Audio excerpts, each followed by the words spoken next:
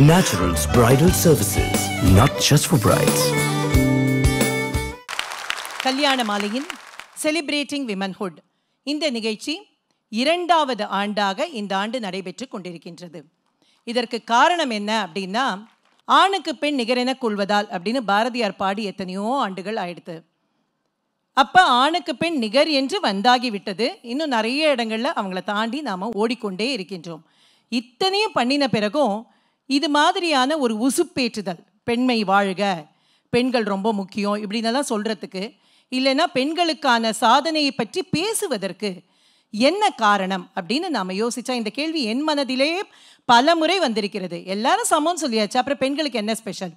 ஆனால் இத்தனை விளக்குகளின் வெளிச்சத்தில், புகழின் உச்சியில் அல்லது குடும்பத்தினுடைய அரவணைப்பில் நிறைய பேர் சாதனை பண்ணுறதுக்கான வாய்ப்புகள் இருக்குது. ஆனால் எல்லோருக்கும் அது வாய்ப்பு அமைந்து விட்டதா அப்படின்னு கேட்டால், ஒரு பானை சோற்றுக்கு ஒரு சோறு பதம் அப்படின்னு நாம் சொல்லுவோம்.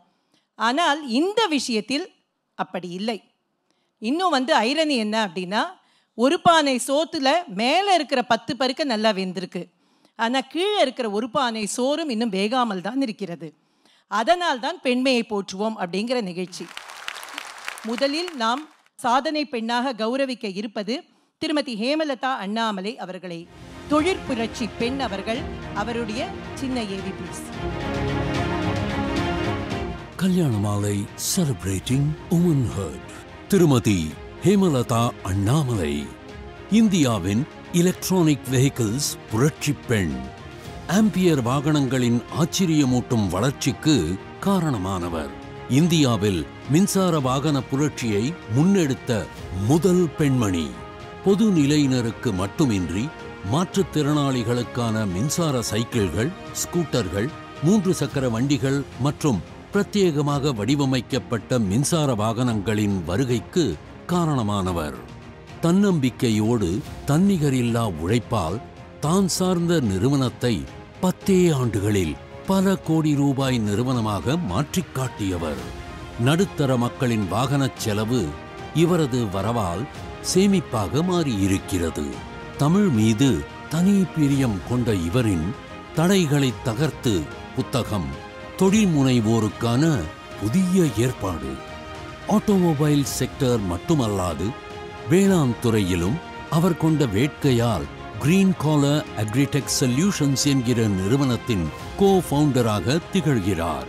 சிறந்த தொழில் முனைவோருக்கான பல விருதுகளை பெற்று புதிய தலைமுறையினரின் முன்னோடியாக திகழும் ஹேமலதா அண்ணாமலை மென்மேலும் சாதனைகள் படைக்க இந்த தருணத்தில் இனிதே வாழ்த்துகிறோம். பெண்மையை போற்றுவோம் நிகழ்ச்சியில் திருமதி ஹேமலதா அண்ணாமலை அவர்களை பாராட்டி கௌரவிப்பதில் கல்யாண மாலையும் நேச்சுரல்ஸும் பெருமிதம் கொள்கிறது. ஹேமலதா அண்ணாமலை அவர்களை கௌரவப்படுத்தும்படி CKK அவர்களையும், வீணா அவர்களையும், திரு மோகன் அவர்களையும் அன்போடு கேட்டுக்கொள்கின்றேன்.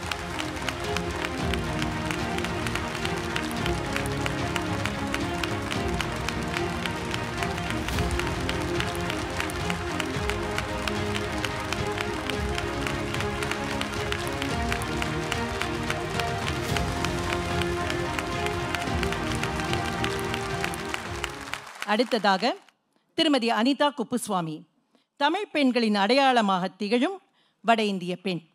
இந்தியா ஒரே கலாச்சாரத்தில் கோர்க்கப்பட்டது என்பதை நமக்கு பறைசாற்றுபவர் அனிதா குப்புசுவாமி அவர்களுடைய ஏவி. கல்யாண மாலை செலிப்ரேட்டிங் உமன்ஹுட். திருமதி அனிதா குப்புசாமி அழகான குரலின் அற்புத வடிவம். நாடே போற்றும் நாட்டுப்புற பாடகர், இசை உலகம் போற்றும் கர்நாடக இசைக்கலைஞர். காதல் கணவர் புஷ்பவனம் குப்புசாமியுடன் இணைந்து கிராமிய பாடல்களை எழுதியும் பாடியும் வருபவர். தமிழ் நாட்டுப்புற பாடல்களை அகிலமே வியந்து பாராட்டும் வண்ணம் அயல் நாடுகளிலும் இந்தியாவிலும் 3000க்கும் மேற்பட்ட இசை நிகழ்ச்சிகளை நடத்தியவர்.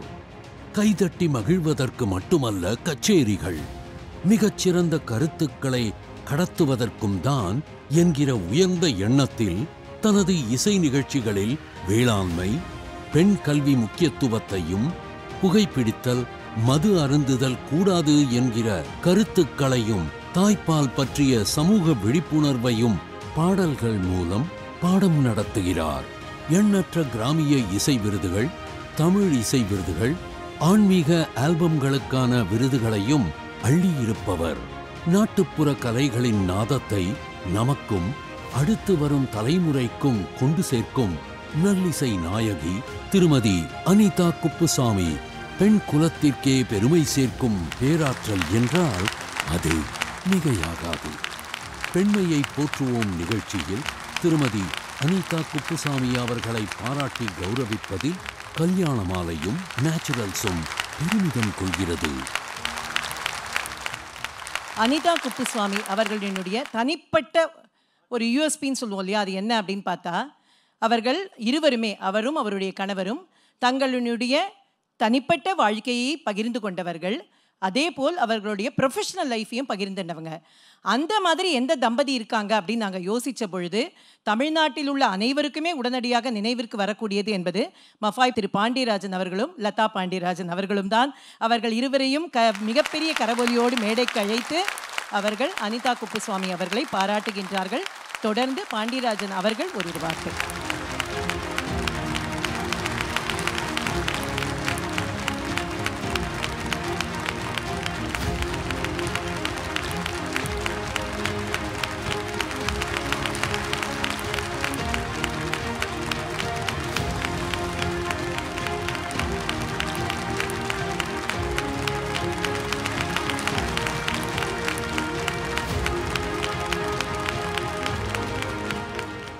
கல்யாண மாலை குடும்ப உறுப்பினர்கள் எல்லாருக்குமே அன்பு வணக்கங்கள்.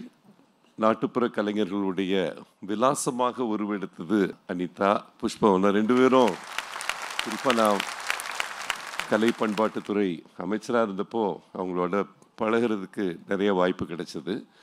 எனக்கு அவங்ககிட்ட பிடிச்ச விஷயம் தான், ஒவ்வொரு முறை பேசுகிறப்போ ஏதாவது ஒரு புது கருத்து இருக்கும் அவங்ககிட்ட. அதுவும் வீட்டுக்காரோட சேர்ந்து 24/7 உழைப்பது என்பது எவ்வளோ கஷ்டமான விஷயம் தெரியும் எங்களுக்கு. அதில் இருக்கிற சவால்கள் மிகப்பெரிய சவால்கள். அது குறிப்பாக ஹஸ்பண்டும் அதே துறையில் இருக்கிறாருன்னா அதில் எவ்வளவு போட்டிகள் இருக்கும். அவளோட நம்ம நல்லா பண்ணணும், நம்மளோட அவள் நல்லா பண்ணணும். இந்த மாதிரி போட்டிகளில் வரக்கூடிய வருத்தங்கள், அதில் வரக்கூடிய ஊக்கங்கள் இருக்கும். இது எல்லாத்தையுமே தாண்டி அனிதாவும் புஷ்பவனும் இந்த அளவுக்கு வந்திருக்கிறது பெரிய விஷயம் நினைக்கிறேன். கலைத்துறையில் மட்டும் இல்லாமல் வணிகத்துறையிலையும் அவங்க முத்திரை பதிக்க வேண்டும் என்று உங்கள் எல்லார் சார்பிலையும் வேண்டி கேட்டுக்கொள்கிறேன். வாழ்த்துக்கள் அனிதா, ஆல் தி பெஸ்ட். அடுத்தது நாம் போற்ற இருக்கும் பெண்மணி திருமதி விசாகா ஹரி அவர்கள். விடாப்புடியாக நம்முடைய பாரம்பரியத்தையும் கலாச்சாரத்தையும் காப்பாற்றி கொண்டு அடுத்த தலைமுறைக்கும் அதை கடத்தி கொண்டிருக்கும் விசாகா ஹரி அவர்கள் இங்கு வந்திருப்பது எங்களுக்கு எல்லாம் மிகப்பெரிய பெருமை. அவரை பற்றிய ஏவி. கல்யாண மாலை செலிப்ரேட்டிங் உமன்ஹுட். ஸ்ரீமதி விசாகா ஹரி தனது இசை ஞானத்தாலும் கதை சொல்லும் நேர்த்தியினாலும் நம்மை இறைவனுக்கு அருகில் அழைத்துச் செல்லும் வல்லமை மிக்கவர். கர்நாடக வயலின் இசைக்கலைஞரான பத்ம விபூஷன் ஸ்ரீ லால்குடி ஜெயராமன் அவர்களின் சிஷ்யை பரனூர் ஸ்ரீகிருஷ்ண பிரேமி சுவாமிகளிடம் இருந்தும் அவரது மகனும் தனது கணவருமான ஹரியிடம் இருந்தும் ஹரிகதா கலையை கற்றுக்கொண்டவர். கதாகாலட்சேபம் எனும் இறைக்கதை சொல்லும் பழங்கலையில் பாண்டித்தியம் பெற்றவர். கோவில்களில் தரிசனம் செய்யும் போது நம் கண்களால் எப்படி பகவானை காண்கிறோமோ அதே போன்று இவரது ஹரிகதா கேட்கும் போது தனது இசையாலும் பாடலாலும் இறை தரிசனத்தை நம் மனக்கண்ணில் காட்டுபவர். தமிழ், ஆங்கிலம், ஹிந்தி என பன்மொழி புலமை மிக்க இவரது ஹரிகதா நிகழ்ச்சிகள் பார்ப்போரை பரவசப்படுத்தும். பக்தர்களுக்கு மட்டுமின்றி அடுத்த தலைமுறைக்காகவும் இவர் நடத்தும் ஹரிகதா நிகழ்வுகள் போற்றுதலுக்குரியது. இவரது திறமைக்கு 2012ஆம் ஆண்டு சங்கீத நாடக அகாடமி விருது, உஸ்தாத் பிஸ்மில்லா கான் யுவ புரஸ்கார் விருது வழங்கப்பட்டது. இவரது இசை குரு லால்குடி ஜெயராமனின் கைகளிலிருந்து வசந்த சிரேஷ்டா மற்றும் உமன் ஃபார் எக்ஸலன்ஸ் விருதும் பெற்றுள்ளார். இவரது இசை பயணம் இறைவன் அருளாசியுடன் இமயம் தொட வாழ்த்துகிறோம். பெண்மையை போற்றுவோம் நிகழ்ச்சியில் ஸ்ரீமதி விசாகா ஹரி அவர்களை பாராட்டி கௌரவிப்பதில் கல்யாண மாலையும் நேச்சுரல்ஸும் பெருமிதம் கொள்கிறது. திருமதி விசாகா ஹரியை பாராட்டுவதற்கு யார் வந்தால் சரியாக இருக்கும்? ஒரு கல்வி பணியை செய்து கொண்டிருக்கும் வேல்ஸ் யூனிவர்சிட்டியின் சான்சலர் திரு ஐசரி கணேஷ் அவர்களையும் அவரது துணைவியாரையும் அன்போடு மேடைக்கு அழைக்கின்றேன். ஏனென்றால் அவர்கள் இருவரும் தான் கலாச்சாரத்தை பண்பாட்டை காப்பாற்ற வேண்டும் என்பதற்காக நிறைய நிகழ்ச்சிகளை அவங்களுடைய யூனிவர்சிட்டியில் பண்ணுறாங்கங்கிறத நான் நிறைய கேள்விப்பட்டிருக்கேன். நாங்கள் போன அன்னைக்கு கூட ஸ்ரீனிவாச திருக்கல்யாணம் அங்கே நடைபெற்று கொண்டிருந்தது. அந்த வகையில் அவர்கள் இருவருக்கும் இந்த நேரத்தில் வாழ்த்துக்களையும் பாராட்டுதல்களையும் நெஞ்சார்ந்த நன்றியையும் தெரிவித்துக் கொண்டு அவர்களை உங்கள் வாழ்த்துக்களோடும் கரவொலியோடும் மேடைக்கு அழைக்கின்றேன்.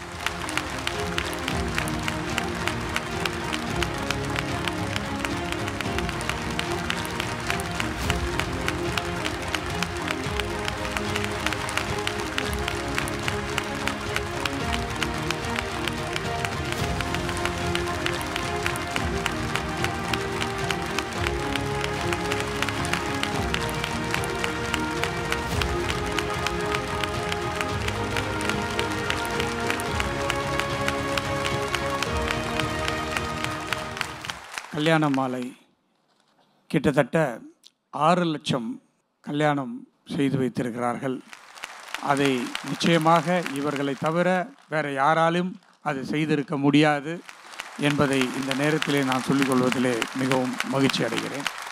29 ஆண்டுகளுக்கு முன்பு இதே இடத்திலே தான் என்னுடைய திருமணம் நடந்தது. நாங்கள் உள்ளே நுழையும் போது என் ஒய்ஃப் என்கிட்ட கேட்டாங்க, ஆர்த்தி வந்திருக்காங்க, ஏங்க உங்களுக்கு ஏதாவது ஞாபகம் இருக்கா இங்கே அப்படின்னு சொல்லிட்டு. நான் எனக்கு எதுவுமே ஞாபகம் இல்லை ஆர்த்தி அப்படின்னேன். ஏன்னா நான் நிறைய ஃபங்க்ஷனுக்கு இங்கே வந்துட்டேன். ஆனால் என்னுடைய திருமணத்துக்கு பிறகு 29 ஆண்டு கழித்து நானும் என் மனைவியும் இந்த மேடைக்கு இங்கே வந்திருக்கிறோம். அதுவும் கல்யாண மாலை நிகழ்ச்சிக்கு வந்திருக்கிறோன்னும் போது ரொம்ப மகிழ்ச்சியாக இருக்குது. மேடம் விசாகா ஹரி அவர்கள் வந்து வெல் நோன் பர்சன். அவங்கள தெரியாத ஆட்களே கிடையாது. அவங்க எவ்வளோ சேவைகள் செய்து கொண்டிருக்கிறார்கள். மியூசிக்கில் வந்து நம்பர் 1 இருந்துகிட்ருக்காங்க. நானும் என்னுடைய யூனிவர்சிட்டியில் ஒரு மியூசிக் கோர்ஸ் வச்சுட்டு இருக்கேன். அதுக்கும் மேடம் வந்து ஏதாவது ஹெல்ப் பண்ணணுன்றது இந்த நேரத்தில் ஒரு வேண்டுகோளாக அப்படியே சைடில் 1 2 3 சொல்லும்போது ஒன்று இதையும் சொல்லிக்கணும். இங்கே வந்ததில் குடும்ப விழா மாதிரி இருக்குது. அனைவருக்கும் என்னுடைய நன்றியை தெரிவித்து மகிழ்ச்சியை தெரிவித்து விடைபெறுகிறேன். நன்றி, வணக்கம்.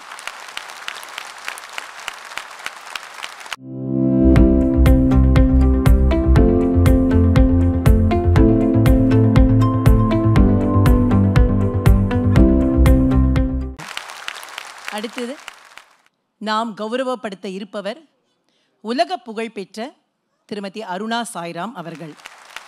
இந்திய பெண்களின் அடையாளம். எத்தனை பெரிய உயரத்திற்கு சென்றாலும் இயல்பாக எப்படி நடந்து கொள்ள வேண்டும் என நம் அனைவருக்கும் சொல்லிக் கொடுக்கக்கூடியவர் இசை உலகின் அரசி. அவர் பற்றிய சின்ன AV. Kalyana Maalai present celebrating womanhood. Padmashri Aruna Sairam. இறை சக்தியே ரசித்து போற்றும் கர்நாடக சங்கீதத்தின் காட்சி வடிவம். தனது 8 வயது பால பருவத்திலேயே பாடலிசை போட்டியில் முதல் தங்கப்பதக்கத்தை வென்றவர். 14 வயதில் தனது முதல் முழு நீள தனி இசை நிகழ்ச்சியை உள்ளூர் விழாவில் நிகழ்த்தியவர். 21 வயதில் சென்னையில் உள்ள மியூசிக் அகாடமியில் நடைபெற்ற வருடாந்திர மாநாட்டில் சிறந்த இளம் இசைக்கலைஞர் விருதை வென்றவர்.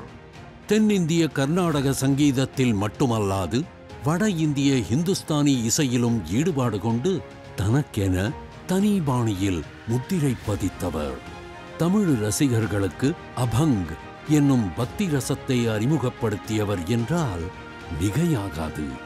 கலைமாமணி, சங்கீத சூடாமணி, பத்மஸ்ரீ, அமெரிக்க காங்கிரஸ் பிரகடன விருது, சங்கீத கலாசாரதி, சங்கீத கலாநிதி, பிரெஞ்சு அரசாங்கத்தால் ஷெவாலியே விருது போன்ற எண்ணற்ற இந்திய மற்றும் சர்வதேச விருதுகள் பெற்றவர். இந்திய அரசாங்கத்தால் சங்கீத நாடக அகாடமியின் துணைத் தலைவராக தேர்ந்தெடுக்கப்பட்டவர். பத்மஸ்ரீ அருணா சாய்ராம் அவர்கள் லண்டனில் உள்ள BBC இசை நிகழ்ச்சிகளில் பங்கேற்ற முதல் கர்நாடக இசைக்கலைஞர். இஸ்ரேலின் அவுத் திருவிழாவில் பாடிய முதல் கர்நாடக இசைக்கலைஞரும் இவரே. இவரது இசைக் கச்சேரிகள் வழக்கமான பாணியிலிருந்து மாறுபட்டு அருணா பாணி என சொல்லும் அளவிற்கு தன்னிகரில்லா குரல் வளத்தோடும் கலை நேர்த்தியோடும் கேட்போரின் மனநிலையை ஒன்றிணைக்கும் விதமாகவும் ஒவ்வொரு முறையும் ஏதோ ஒரு புதுமையோடும் வடிவமைக்கப்படுவது இவரது தனிப்பட்ட திறமை. பெண்மையை போற்றுவோம் நிகழ்ச்சியில் பத்மஸ்ரீ அருணா சாய்ராம் அவர்களை பாராட்டி கௌரவிப்பதில் கல்யாண மாலை பெருமிதம் கொள்கிறது. மிகப்பெரிய பெருமையாக இருக்கின்றது. அவர்கள் வாழும் காலங்களில் நாமும் வாழ்கின்றோம் என்பதே எங்களுக்கு எல்லாம் கிடைத்த மிகப்பெரிய பெருமை. அவருக்கு இந்த நேரத்தில் வணக்கங்களை கூறிக்கொண்டு அவரை வாழ்த்துவதற்காக திரு கே கோவிந்தராஜன் அவர்களையும் திருமதி ராதிகா அவர்களையும் அன்போடு மேடைக்கு அழைக்கின்றேன். ஐடி துறையை சார்ந்த லட்சோபிலட்சம் இந்தியர்களுக்கு நன்றாக தெரியும் கேஜிஆர் என்று சொன்னால். இன்றைக்கு partner global head special project intellect design arena limited கல்யாண மாலைக்காக வந்திருக்கிறார் என்பது எங்களுக்கு மிகப்பெரிய பெருமை. அவர்கள் இருவரையும் மேடைக்கு அழைக்கின்றேன். தொடர்ந்து அவர் அருணா சாய்ராம் அவர்களுக்கு மரியாதை செய்வார்.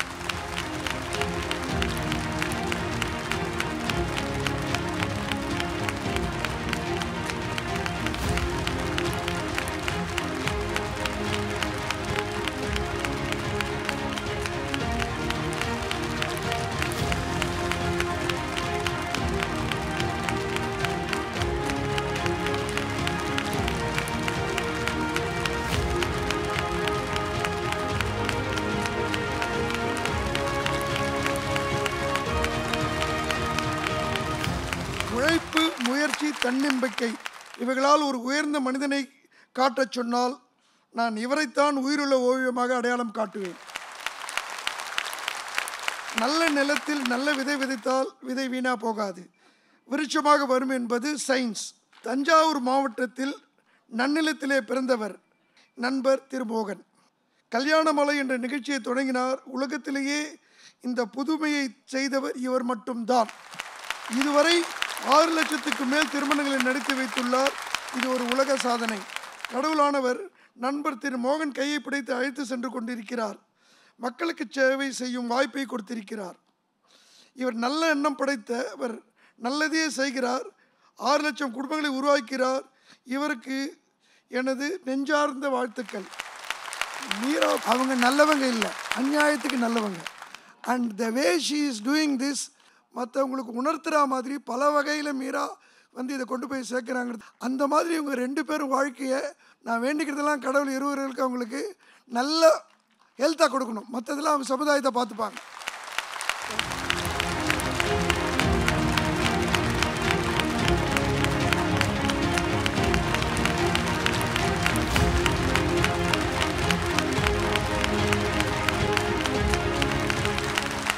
அடுத்ததாக வாழ்நாள் சாதனையாளர் விருது பெற இருப்பவர் திருமதி சிவசங்கரி அவர்கள். எங்கள் இளமை காலங்களில் நாங்கள் அண்ணாந்து பார்த்தவர். அவரை பற்றிய ஒரு AV. Kalyana Maalai present celebrating womanhood. திருமதி சிவசங்கரி எழுத்துலகின் சிகரம். இதயத்தினுள் நுழைந்து நமது ஆன்மாவை அசைக்கக்கூடிய எழுத்துக்களுக்கு சொந்தக்காரர்.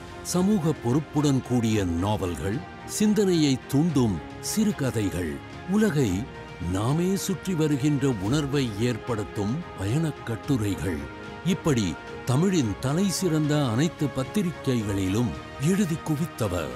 45 நாவல்கள், 36 குறு நாவல்கள், 150க்கும் மேற்பட்ட சிறுகதைகள், 15 பயண கட்டுரைகள், 7 கட்டுரை தொகுப்புகள். அப்பப்பா, இவரது இலக்கிய பயணம் விரிந்து கொண்டே செல்கிறது. கஸ்தூரி ஸ்ரீனிவாசன் விருது, பாரதியார் விருது, தமிழக அரசின் சிறந்த எழுத்தாளர் விருது, இந்திய நாட்டின் உயரிய இலக்கிய விருதுகளில் ஒன்றான சரஸ்வதி சம்மான் விருது, கனடாவின் இலக்கிய தோட்டம் விஷன் ஆஃப் இந்தியா லிட்ரேச்சர் விருது என எண்ணற்ற விருதுகளை அள்ளி குவித்தவர். மேலும் இந்த ஆண்டின் மிக உயர்ந்த இலக்கிய விருதான விஸ்வம்பரா அவார்டு 2024 இவர் வசமாகிறது.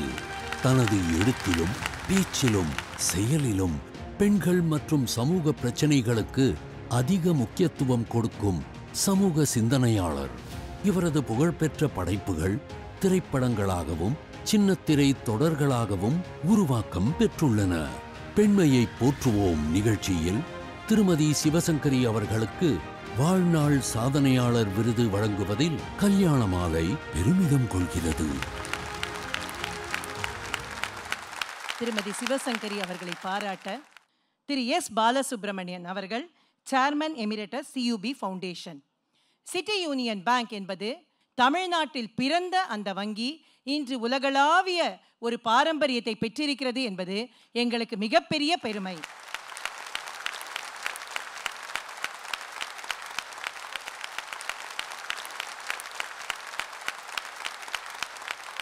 அனைவருக்கும் என்னுடைய முதற்கண் நன்றி கலந்த வணக்கத்தை தெரிவித்து விடுகிறேன்.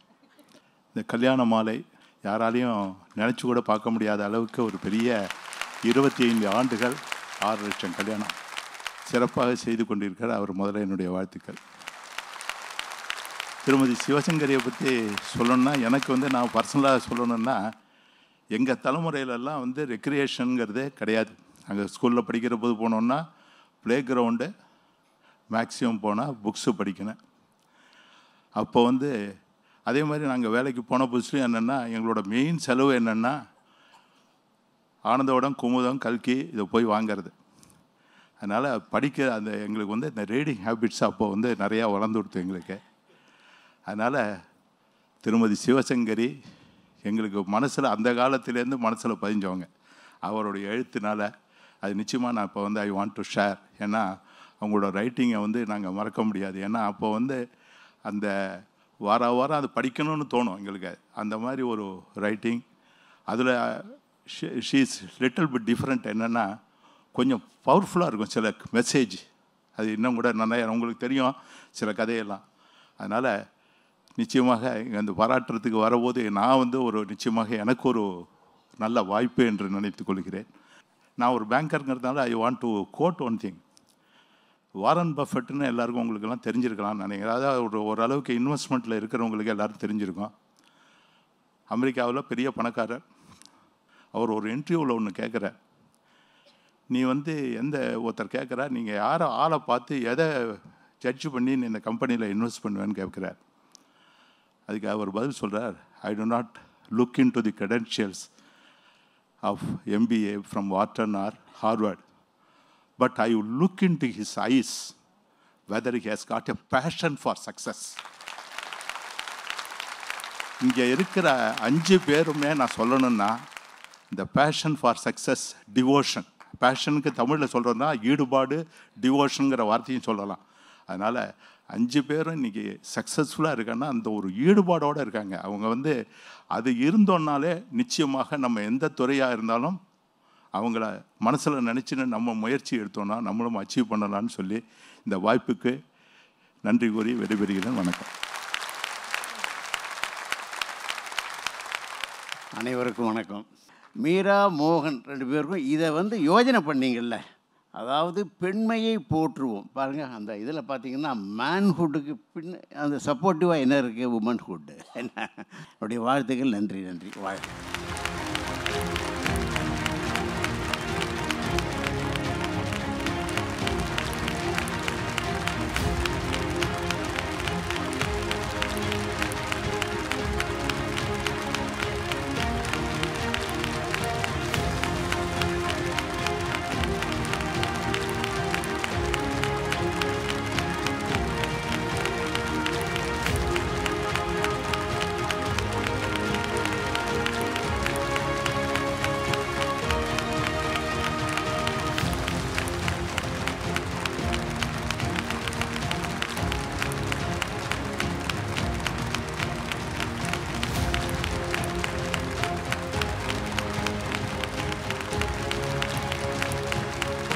கல்யாண மாலை பேச்சரங்கத்திற்கு என்று லட்சக்கணக்கான ரசிகர்கள் இருக்காங்க. என்ன காரணம் அப்படின்னு பார்த்தா, அந்த தலைப்புகள், பேசப்படும் விஷயங்கள், பேசுபவர்களின் உலகளாவிய ஞானம் அப்பேற்பட்ட அத்தனை பேச்சாளர்களுக்கும் இந்த மேடையில் நான் நன்றியை தெரிவித்துக் கொள்கின்றேன். அழகெனப்படுவது என்பதுதான் இன்றைய தலைப்பு. தமிழர்கள் தன்னுடைய கடவுளையே அழகனாகத்தான் வழிபடுகின்றோம். முருகன் தான் நம்முடைய கடவுள். முருகு என்றாலே அழகுதான். அப்படி இறைவனையே அழகனாக வழிபடும் ஒரு சமூகம்தான் நம்முடைய தமிழ் சமூகம். அந்த அளவு அழகுக்கு முக்கியத்துவம் தருவதுதான் நம்முடைய பாரம்பரியம். கவிஞர்கள் காண்பதையெல்லாம் அழகாக கண்டார்கள், கண்டதையெல்லாம் எழுதியும் வைத்தார்கள். தமிழுக்கு இலக்கணம் சொன்னவர்கள் தமிழர்கள். கல்விக்கு அழகு கசடர மொழிதல், செல்வர்க்கு அழகு செழுங்கிளை தாங்குதல், மந்திரிக்கு அழகு வரும் பொருள் உரைத்தல், உண்டிக்கு அழகு விருந்தோடு உண்டுதல், அறிவோர்க்கு அழகு கற்று உணர்ந்து அடங்கல். அப்படிங்கிறது அதிவீரராம பாண்டியன் அப்படிங்கிறவர் எழுதிய வெற்றி வேர்க்கைங்கிற நூலில் இருக்குது.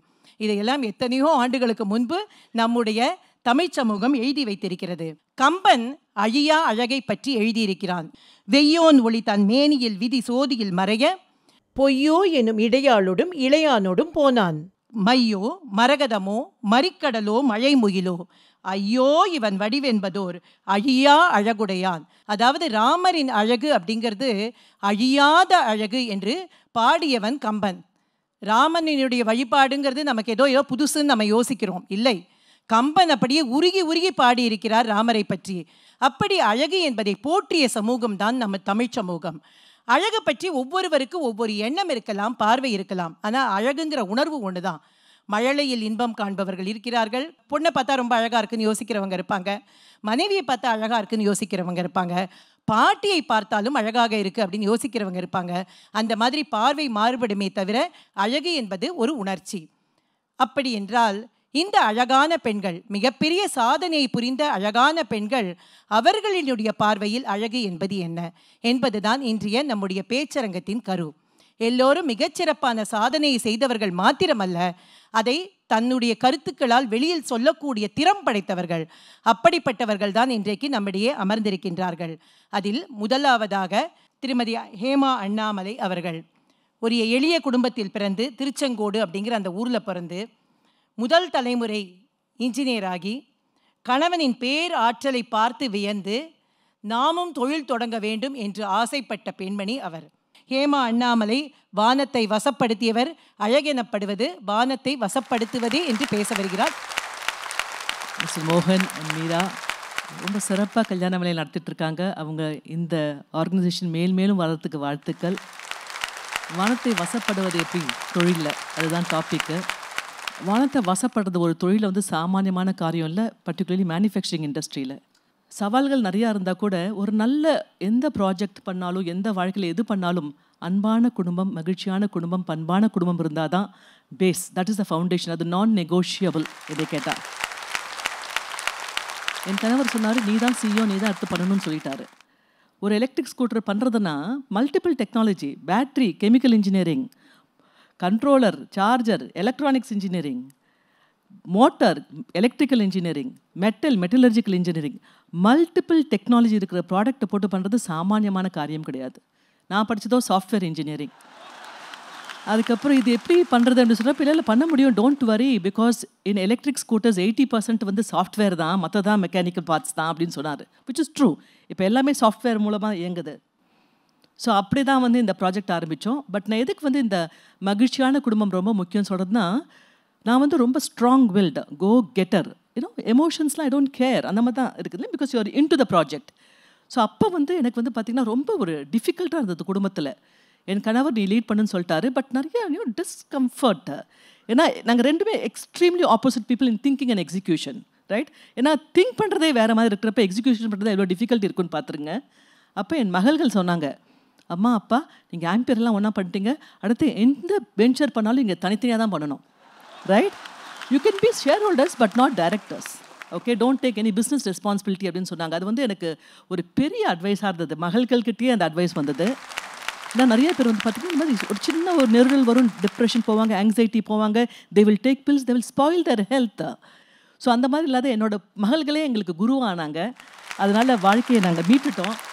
அதில் நாங்கள் அதில் ஒரு ஜெயிச்சு வந்தது பிறகு தான் எனக்கு தெரிஞ்சது எவ்வளோ ஒரு அன்பான குடும்பம் வாழ்க்கையில் ரொம்ப முக்கியமானதுன்னு நான் என்னோட அனுபவத்தில் நான் உணர்ந்தது. அதனால் நம்ம எந்த காரியம் பண்ணாலும் அந்த குடும்பம் வந்து கொஞ்சம் நல்லா இருக்கிறதுக்கு நாம் கொஞ்சம் சாக்ரிஃபைஸோ கொஞ்சம் கிவன் பண்ணுறது தப்பே கிடையாதுன்னு நினைக்கிறேன் நான். ஸோ அதை பேஸாக வச்சுட்டு ப்ரொஃபஷனலில் சில சேலஞ்சஸ், என்ன சேலஞ்சஸ் பார்த்தேன்னு நான் சொல்கிறேன். ஒரு பிஸ்னஸ் பண்ணணுன்னா அதுக்கு 3 ஸ்டேஜ் தான்: வயபிலிட்டி, சஸ்டைனபிலிட்டி, ஸ்கேலபிலிட்டி. எல்லோரும் ஒரு ப்ராடக்ட் வந்து டாப் டவுனாக பண்ணுவாங்க, நாங்கள் பாட்டம் அப்பாக பண்ணோம். வை பாட்டம் அப்? பிகாஸ் நாங்கள் போய் ரிசர்ச் பண்ணுறப்ப மின் வாகனங்கள் வந்து ஒன்லி கிராமத்தில் தான் நீட் இருக்குது. City people will anyhow manage. கிராமத்தில் யார் வாங்க போகிறாங்க? பூ கட்டுறவங்க, இளநீ விற்கிறவங்க, டீ போட்டு கொடுக்குறவங்க, இவங்களுக்குலாம் டிரான்ஸ்போர்ட்டே கிடையாதுங்க கிராமத்தில். நாங்கள் அதுக்காக ஸ்கூட்டர் டிசைன் பண்ணோம். அந்த டிசைன் பண்ணுறப்ப எங்களுக்கு நிறையா இன்புட்ஸ் கிடச்சிது. இதுதான் வந்து எங்களோட பேஸ். செகண்ட் இது பார்த்திங்கன்னா, நாங்கள் வந்து வி லிமிட்டட் அவர் டெமோகிராஃபி. 300 கிலோமீட்டருக்குள்ளே தான் செல் பண்ணுவோம், அதுக்கு மேலே செல் பண்ண மாட்டோம். Factory Coimbatore, Tamil Nadu, Kerala, Karnataka 3 state 300 kilometre. Why? ஏன்னா எங்களோட குவாலிட்டி, எங்களோட சிஸ்டம்ஸ், ப்ராசஸ் எல்லாமே அப்போ தான் பில்ட் பண்ணிகிட்ருக்கோம். ஸோ அந்த அளவுக்கு லேசர் ஷார்ப் ஃபோக்கஸை நம்ம எக்ஸிக்யூட் பண்ணோம். அந்த எக்ஸிக்யூஷன் பண்ணதுனால தான் எங்கள் கம்பெனியை வந்து 2020 வந்து ஒரு பெரிய நிறுவனம் வாங்குச்சு. நாங்கள் வந்து அந்த கம்பெனியை கொடுத்தோம். பட் அது வந்து ஹாப்பி நியூஸ். பட் அதுக்குள்ளே நடந்த சிக்கல்களில் ஒரே ஒரு சிக்கல் மட்டும் சொல்லலான் இருக்கேன். 2012-13 கவர்மெண்ட் சடனாக வந்து 300 வண்டி பண்ணிகிட்ருக்கோம், மானியத்தை கட் பண்ணிட்டாங்க. ரொம்ப difficult stage. Because 45 lakhs per month run rate ஒரு பிஸ்னஸ் நடத்துறதுக்கு. I have to bring it down. 15 லட்சத்துக்கு கொண்டு வந்தால் தான் கம்பெனி காப்பாற்ற முடியும். அந்த மாதிரி டிஃபிகல்ட் ஸ்டேஜில் வந்து வி டுக் இட் அப். ஒரு தடவை வீட்டில் ஆஃபீஸில் உட்காந்துட்டு இருக்கேன், ஃபேக்ட்ரியில் என்ன பண்ணுறதுன்னு தெரியல. தீபாவளி வருது, போனஸ் கொடுக்கணும், என்ன அப்படின்னு யோசனை பண்ணிட்டு இருக்கப்ப அசிஸ்டன்ட் சொன்னாங்க, 10 பேர் உங்களை பார்க்க வரணும்னு சொன்னாங்க. என்னம்மா அப்படின்னு போய் கேட்டப்ப குரூப் ஆஃப் பீப்புள் வராங்க. அதில் சித்ரான்னு ஒருத்தர் அம்மா இருக்காங்க, அந்த மாதிரி சூலூர்லேருந்து வராங்க, கோயம்புத்தூரில். இப்படி பார்த்தாங்க மேலேயும் கீழேயும். மேடம், உங்களுக்கு என்ன மேடம் ப்ராப்ளம்? நீங்கள் போய் ஆர்டர் கொண்டு வாங்க, 24/7 நாங்கள் ஒர்க் பண்ணி நாங்கள் டெலிவர் பண்ணுறோம். ஒரு சாதாரண ஒரு ஒர்க்கர் அப்படி சொல்கிறதுனா நினச்சி பாருங்கள். எனக்கு அந்த நைட்டு ஒரு 3 நாள் தூங்க முடியல. Because here are people who trust me, who trust my leadership, who wants me to succeed no matter what. அதே நோக்கத்தோடு நான் மிஸ்டர் ரத்தன் டாட்டாவுக்கு ஒரு இமெயில் போட்டேன். I don't know him. இந்த மாதிரி சார் நான் உங்களை மீட் பண்ணோம் அப்படின்னு சொல்லிட்டு. அதுக்கப்புறம் அவரும் ஒரு பெரிய ஜாம்பவான். அவர் கோயம்புத்தூருக்கு ஈஷாக்கு போகிறாருன்னு கேள்விப்பட்டேன். சார் நீங்கள் ஈஷாக்கு வரீங்க, ஏர்போர்ட்லேருந்து ஈஷாக்கு போகிறதுக்கு 1.5 மணி நேரம் ஆகும். எனக்கு காரில், உங்கள் காரில் 10 நிமிஷம் உட்காந்து என்னோடய கதையை சொல்லிடுறேன், நீங்கள் எனக்காக ஒரு 10 நிமிஷம் டைம் கொடுக்கணுன்னு கேட்டேன் நான். அவர் வந்து என்னோடய ப்ராடக்ட்லாம் பார்த்து என்ன அண்டர்ஸ்டாண்ட் பண்ணார். சிவி சார் சொன்ன மாதிரி கண்ணை தான் பார்த்தார், என்னோடய கண்ணையே பார்த்து பேசினார் அவர். எனக்கே ஆச்சரியமாக இருந்தது. அப்போ தான் தெரிஞ்சது, they are just look for something இந்த ஆண்டர்ப்ரனர், ரைட்? ரொம்ப அசாத்தியமாக இருந்தது. ஸோ அவர் பார்த்துட்டு my team will come back டுன்னு சொல்லிட்டு போயிட்டார். 3 மாதத்துக்கு அப்புறம் ஒரு சின்ன ஒரு செக்கு கட் பண்ணுறாரு. அதுக்கப்புறம் எங்களோட கம்பெனியில் இன்வெஸ்ட் பண்ணுறாரு. அப்படியே சிலிர்த்து போயிடுச்சு எனக்கு. ஏன்னா நம்பிக்கை, உங்களுக்கு பிரச்சனை இருக்கப்ப நீங்கள் ஜெயிப்பீங்க, உங்களால் பண்ண முடியும். உங்கள் ஃபேக்ட்ரியில் 50 பேர் வேலை பண்ணுறாங்க, அவங்களுக்கு சம்பளம் கொடுக்கறதுக்கு உங்களுக்கு கண்டிப்பாக ஆண்டவன் உறுதுணையாக உங்களுக்கு கைட் பண்ணுவான்ற ஒரு உற்சாகம் எல்லாமே வந்து எங்கள் ஃபேக்ட்ரி ஒர்க்கர்ஸ் மூலமாக எனக்கு கிடச்சி, அவரோட ஆசீர்வாதம் கிடச்சி நான் கம்பெனியை பில்ட் பண்ணோம். அதுக்கப்புறம் கிறிஸ் கோபாலகிருஷ்ணன் இன்ஃபோசிஸ், அவரும் 3 தடவை இன்வெஸ்ட் பண்ணி அவரும் எங்களை கைட் பண்ணார். அப்போ தான் கேஷ் ஃப்ளோ டிஃபிகல்ட்லேருந்து வெளியே வந்தோம். ஏன்னா ஒரு மேனுஃபேக்சரிங் கம்பெனி ரன் பண்ணுறது அவ்வளோ சாமானியமான வேலை கிடையாது. ஸோ அப்படி ஜெயிச்சு வந்து நிறைய சேலஞ்சஸ் பார்த்தோம். இந்த சவால்கள்லாம் நம்ம எப்படி ஓவர் கம் பண்ணோம். பர்சனலாக வந்து பார்த்திங்கன்னா, ஒரு சிக்கலான மைண்ட் செட் இருக்கிறப்ப நானும் இதுதான் அனிதாவும் பேசிகிட்டு இருந்தோம். நாங்கள் யோகா வந்து இன்டெகிரேட் பண்ணிக்கிட்டேன். நான் morning 5 to 8 is me time. அந்த டைமில் நான் பண்ணுறத வந்து பார்த்திங்கன்னா பெரிய ஒரு உத்வேகம் அது. ஏன்னா வந்து நிறைய it gave me lot of clarity. சாப்பாடு கம்மியாச்சு, தூக்கம் கம்மியாச்சு. அதாவது 16 மணி நேரம் நல்ல சிக்னிஃபிகண்ட் அவேர்னஸோட ஒர்க் பண்ண முடிஞ்சது. அதுதான் வந்து யோகத்தை கையடக்கப்படுத்துது. அது வந்து பெரிய ஹெல்ப்பாக இருந்தது. பர்சனலாக ப்ரொஃபஷ்னலாக பார்த்திங்கன்னா, நாங்கள் பண்ணுற ப்ராடக்ட் வந்து வெரி காம்ப்ளிகேட்டட் அந்த காலத்தில், ரைட்? த ஏர்லி ஸ்டேஜஸ். அதில் வந்து நிறையா வேல்யூ ஆட் பண்ண நிறைய மென்டர்ஸ் எனக்கு கிடைச்சாங்க. அந்த வழிகாட்டியில் 2 பேர் மட்டும் பேரை மட்டும் சொல்லலான் இருக்கேன். ப்ரொஃபஸர் ஹங் சங் சியே, சிங்கப்பூரில். எனக்கு டிஸ்ட்ரப்டிவ் இன்னோவேஷனாக என்ன, why an electric scooter is an e-bike, அதுக்கு என்ன பண்ணணும்னு சொல்லி கொடுத்தவர். செகண்ட், என்னோட mentor life coach mister Sudeep Nandi. இவங்களாம் என்னை செதுக்குனாங்க, ரைட்டாக? இவங்கெல்லாம் வந்து எனக்கு ஒரு ரீட்டைனர் ஃபீலாம் கொடுத்து கேட்கல. ஏன்னா they told very clear. Ratan டாட்டாவும் தான் சொன்னார். எனக்கு இன்வெஸ்ட்மெண்ட் பண்ணிவிட்டு மீடியாவில் ப்ரெஸ்ஸில் இன்டர்வியூ பண்ணுறப்ப நோ மீடியாவுக்கு நம்ப முடியல, எப்படி ரத்தன் டாட்டா போய் இவங்களுக்கு இன்வெஸ்ட் பண்ணாங்க அப்படின்னு சொல்லிட்டு. அப்போ வந்து no she is very determine, she will succeed அப்படின்னு சொல்லிட்டு ஒரு என்டாஸ்மெண்ட் கொடுத்தாரு. அந்த என்டாஸ்மெண்ட்டு நீங்கள் நம்ப மாட்டீங்க, 40 கோடி மக்கள் உடனே எங்களோட ப்ராடக்டை பார்த்துட்டாங்க. ஒரு பிராண்டு பில்ட் பண்ணுறப்ப ஒரு 50 crore பீப்புள் வந்து உங்களை பார்க்குறாருன்னா அது எவ்வளோ பெரிய அதிசயம், ரைட்?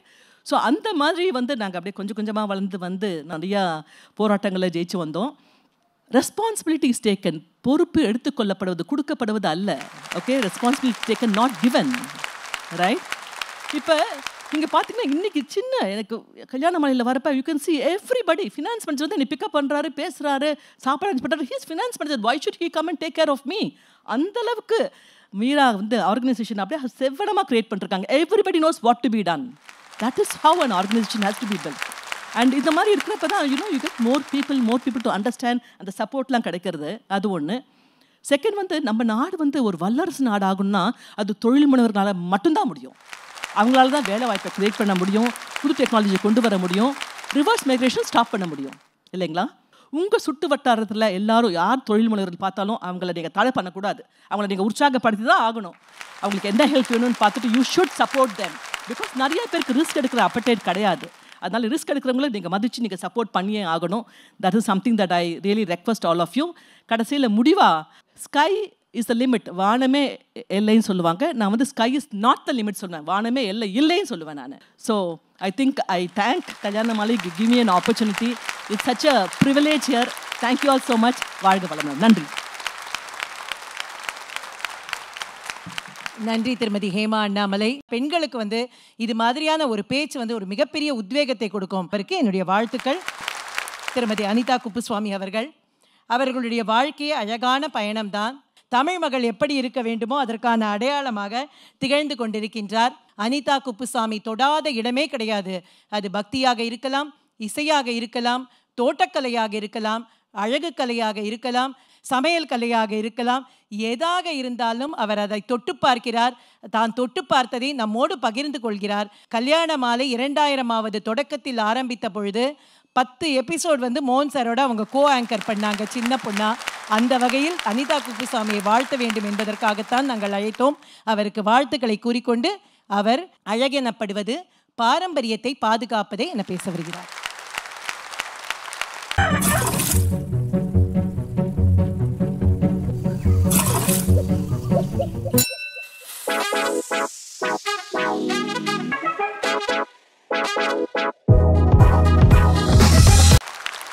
எல்லோருக்கும் வணக்கம்.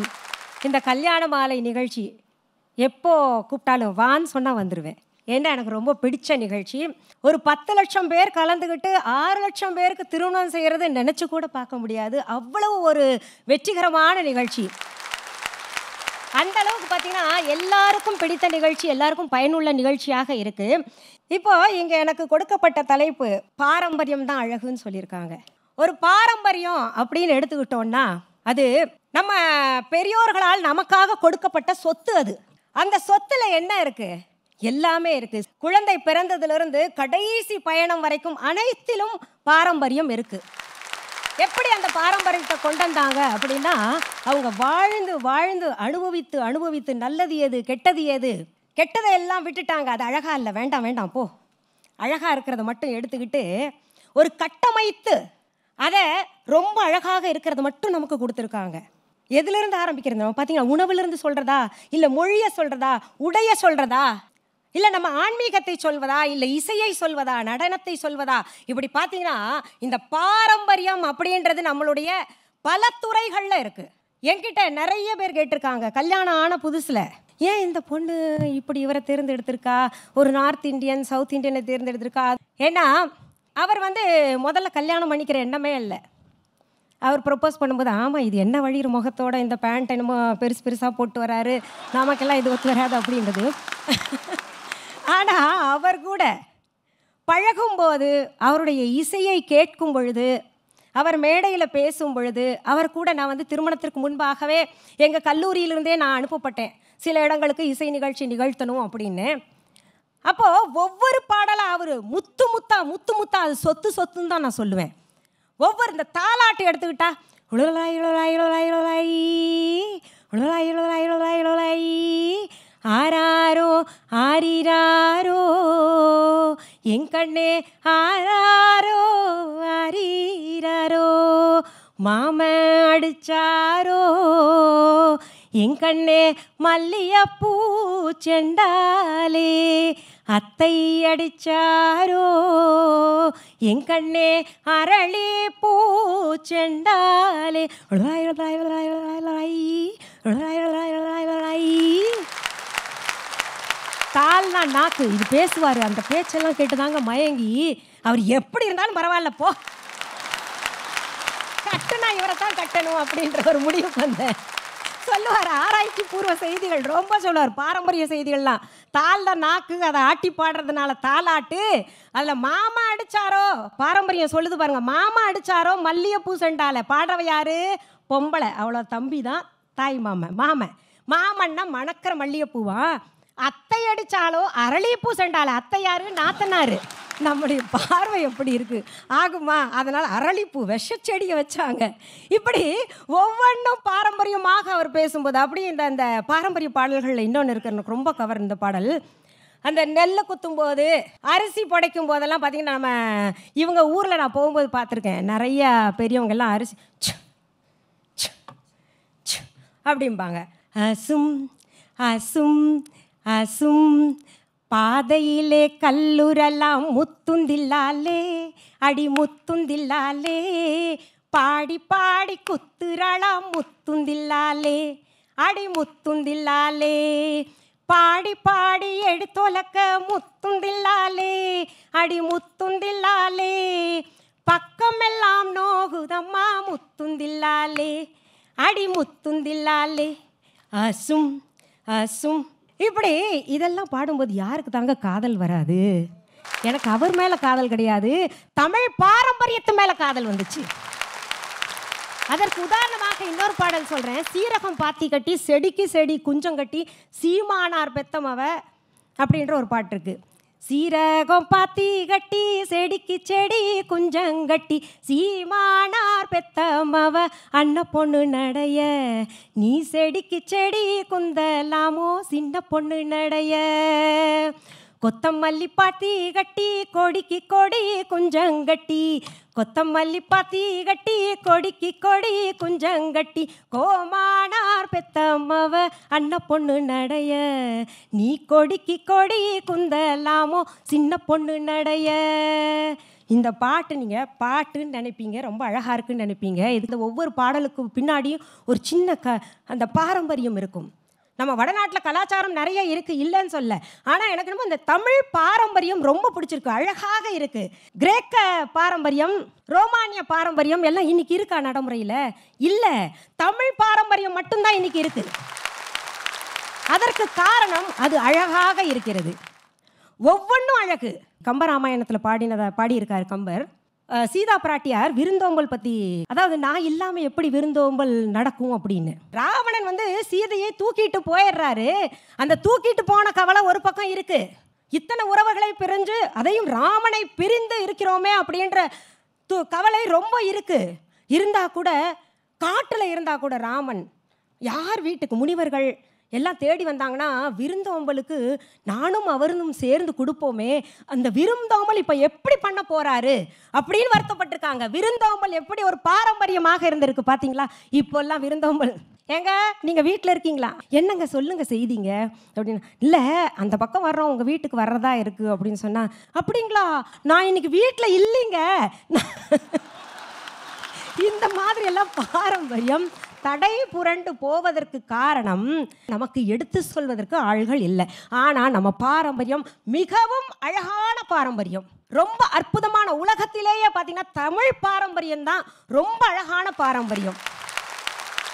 அதை நம்ம இப்போவும் பார்த்தீங்கன்னா எடுத்து சொல்லணும். இன்றைக்கி குற்றங்கள் அதிகமாக இருக்குது சமூகத்தில் அப்படின்னா காரணம் என்ன யோசிச்சு பாருங்கள் நீங்கள். உறவுகளை இந்த உறவுன்னு சொல்லித்தரோமா? நம்ம கிடையாது. நான் கோயம்புத்தூர் பேஸ், அதனால் பார்த்தீங்கன்னா அங்கெல்லாம் எப்படி தெரியுமா, நான் சிறு பொண்ணாக இருக்கும்போது எல்லாம் உட்கார்றவங்க திண்ணையில் யாருன்னே கேட்க மாட்டாங்க, ஒரு சொம்பில் தண்ணி கொண்டு போய் கொடுக்கறது வழக்கம். இந்தாங்கண்ணா சாப்பிடுங்கண்ணா. வர்றவர் யாருன்னு தெரியாது, அவர் மனதிலே எந்த கெட்ட எண்ணமும் வரக்கூடாது. ஒரு பெண்ணை பார்க்கும் பொழுது எடுத்த உடனே அண்ணா அப்படி போட்டுட்டா யாருக்கு இங்கே கெட்ட எண்ணம் வரும் சொல்லுங்க நீங்கள்? அகநானூறு அதில் படித்தேன். ஒரு காதலன் காதலி வீட்டுக்கு தெரியாமல் வெளியில் போயிடுறாங்க. அப்படியே போயிட்டு இருக்கும்போது இந்த தாதி பெண் தேடிக்கிட்டு வர்றாங்க. பார்த்தீங்களா, எங்கள் வீட்டு பொண்ணு போயிருச்சுங்க, ஒரு ஆணோட போனது பார்த்தீங்களா அப்படின்னு கேட்கும்போது அந்த ஆண் சொல்கிறாரு, ஆமாம், ஒரு ஆண் மகனை நான் பார்த்த மாதிரி இருக்குது அப்படின்னு. ஒரு பெண்மணி கிட்ட கேட்கும் பொழுது ஆமாம்மா ஒரு பெண்ணை பார்த்த மாதிரி இருக்குது அப்படின்னு. அப்போ ஒழுக்கம் எவ்வளவு சிறப்புடையதாக இருந்திருக்கு யோசிச்சு பாருங்க. அந்த ஆணின் கண் பார்வை வந்து அந்த பெண்ணின் மேலே விழலை, அந்த பெண்ணினுடைய பார்வை ஆணின் மேலே விழலை. அப்பேற்பட்ட ஒரு பாரம்பரியம். அப்படி இருக்கும் பொழுது நம்ம இன்னைக்கு பார்த்திங்கன்னா குற்றங்கள், பெண்களுக்கு நிறைய குற்றங்கள் அதிகமாயிட்டே போகுது.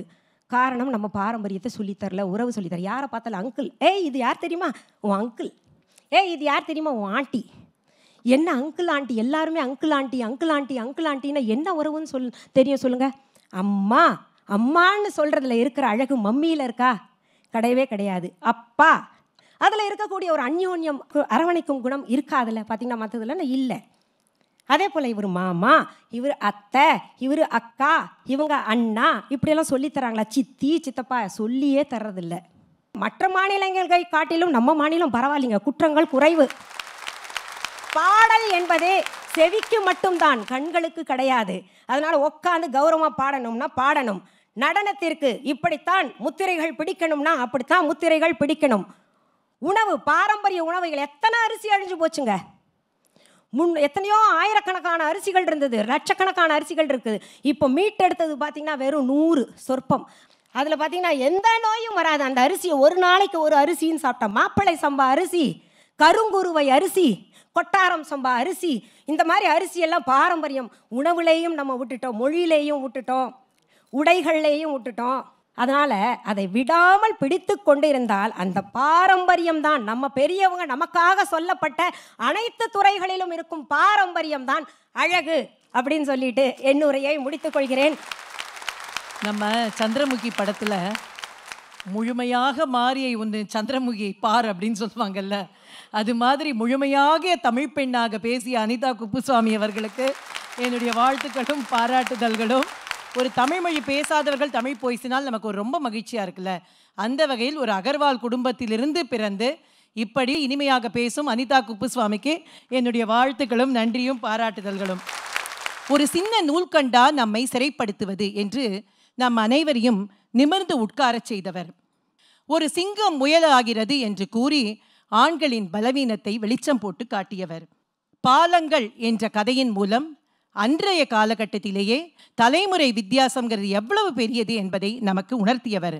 அன்னை இந்திரா காந்தியை பட்டுப்புடவை பரிசோடு சென்று பேட்டி எடுத்தவர். அவங்கள்ட்ட ஒரு சிறப்பு அம்சம் என்ன அப்படின்னா, அது ரிவர் ராஃப்டிங்காக இருந்தாலும் சரி, இல்லை பேபிகார்ன் சூப்பாக இருந்தாலும் சரி, எதாக இருந்தாலும் தானே பண்ணுவாங்க. அவங்க என்ன பண்ணினாங்களோ அதை பற்றி பேசுவாங்க, எழுதுவாங்க, நம்மை அதை உணர வைப்பார்கள். அப்படி 56 வருடங்களாக தாக்கத்தை ஏற்படுத்தி கொண்டிருப்பவர் தான் சிவசங்கரி அம்மா அவர்கள். நான்லாம் ஸ்கூலுக்கு போகிறதுக்குள்ளே இல்லை காலேஜுக்கு போகிறதுக்குள்ளே படிச்சிடணும்னு அப்படியே வாசல்லையே காத்திருக்கும் ஆயிரக்கணக்கான டீனேஜ் பெண்களில் நான் ஒருத்தி.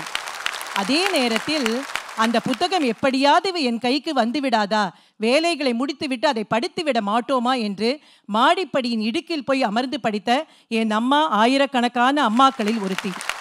இந்த பொண்ணு என்னமாதான் எழுதுறா அப்படின்னு ஸ்லாகித்து பேசிய வயதானவர்களில் என் பாட்டியும் ஒருத்தி.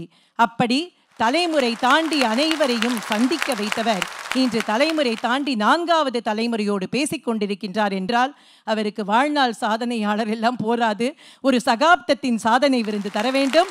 சிவசங்கரி அவர்கள் பேச வருகின்றார். அவர் பேச இருக்கும் தலைப்பு அழகெனப்படுவது மனித நேயத்தோடு வாழ்வதே அப்படிங்கிறது தான் அவருடைய தலைப்பு. அனைவருக்கும் அன்பான வணக்கங்கள். இவ்வளோ பெருசாக இருக்குது ஆலமரம் விழுதுகளோடு.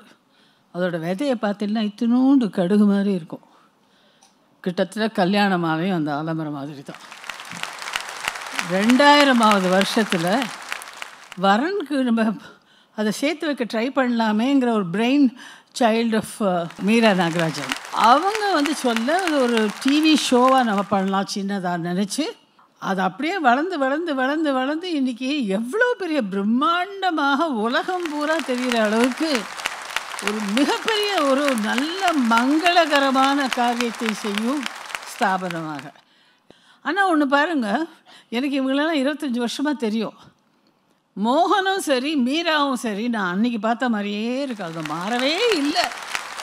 அழகு என்பது மனித நேயங்கள் இல்லாத வாழ்க்கை அழகே கிடையாது.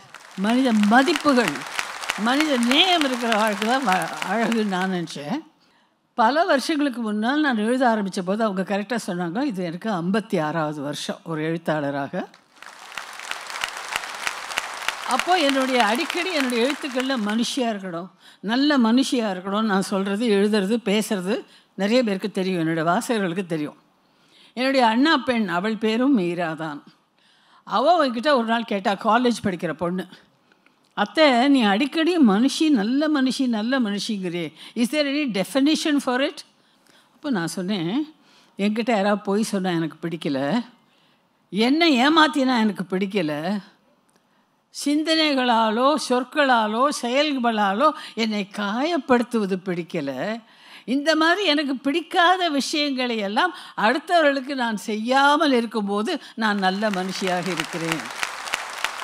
ஒருத்தர் கிள்ளினா எனக்கு வலிக்கிறது இல்லையா, அடுத்தவர்களுக்கு கிள்ளாமல் இருப்போமே.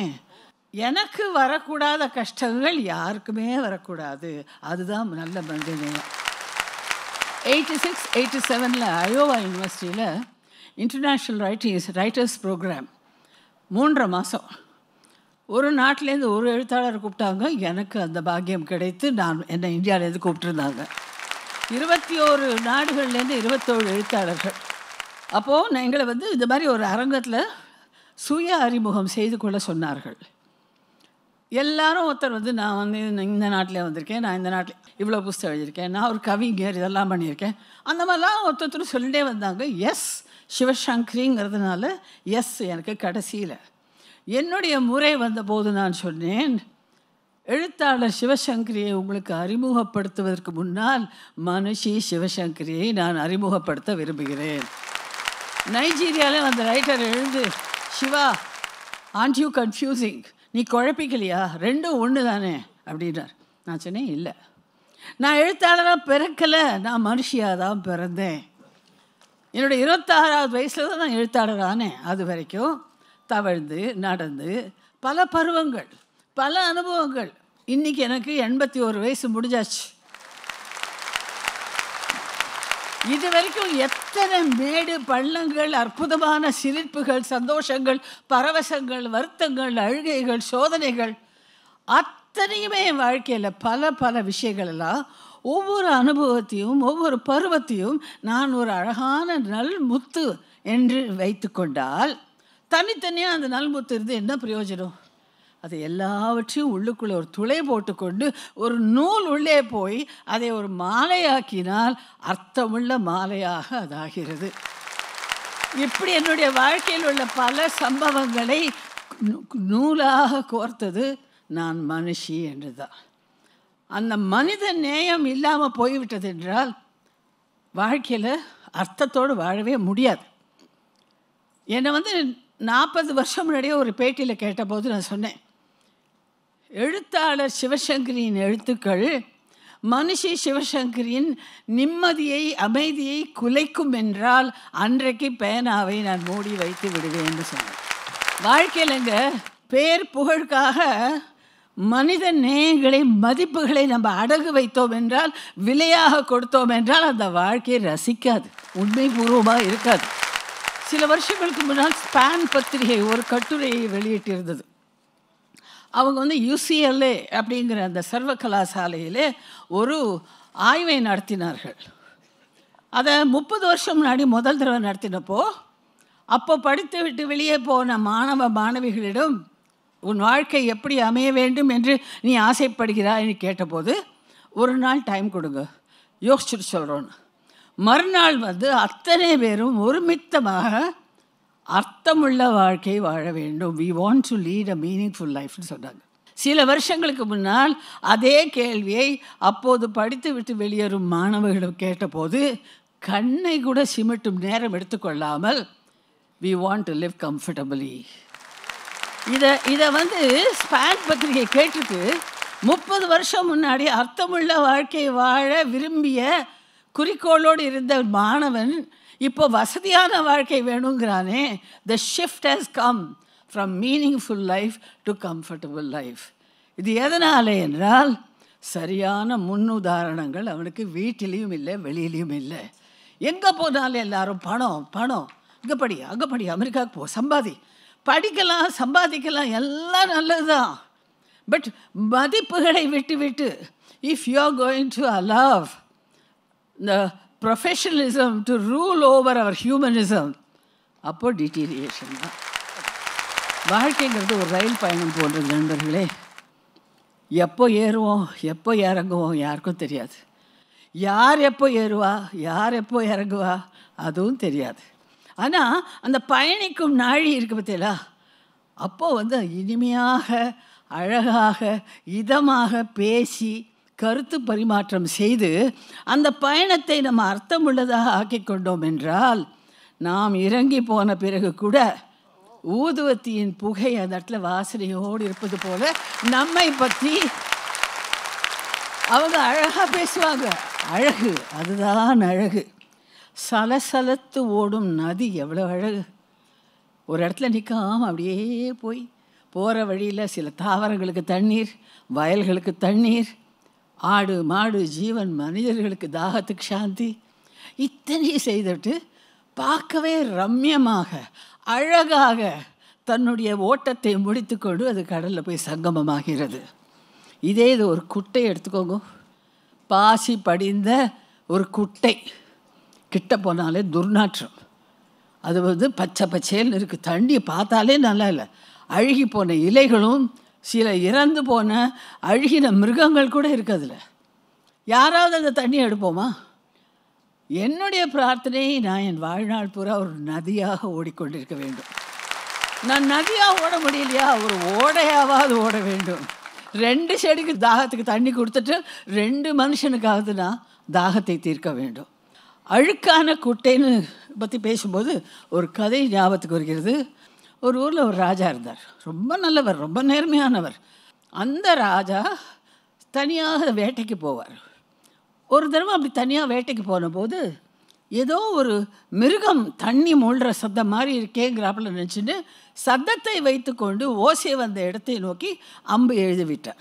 போய் பார்த்தா ஒரு முனிவர், அவர் தண்ணி எடுக்க வந்திருக்காரு, அம்பு அடித்து சாக போகிறார். ஐயோ மன்னிச்சிடுங்க, நான் ஒரு மிருகம்னு நினச்சேனே, பன்னி தான் அப்படி தண்ணி குடிக்கிறதுன்னு நினச்சேன், காட்டு பன்னி அப்படின்னும் போது அவர் சொன்னாரா, என்னை எப்போ நீ காட்டு பண்ணின்னு நினச்சியோ, நாளை காலையில் சூரியன் உதயமாகும்போது நீ காட்டு பண்ணியாக மாறிவிடுவாய். இந்த அரசனுக்கு இது வருத்தம்லாம் இல்லை, ஏன்னா தான் பட தப்புக்கு அது ஒரு தண்டனை.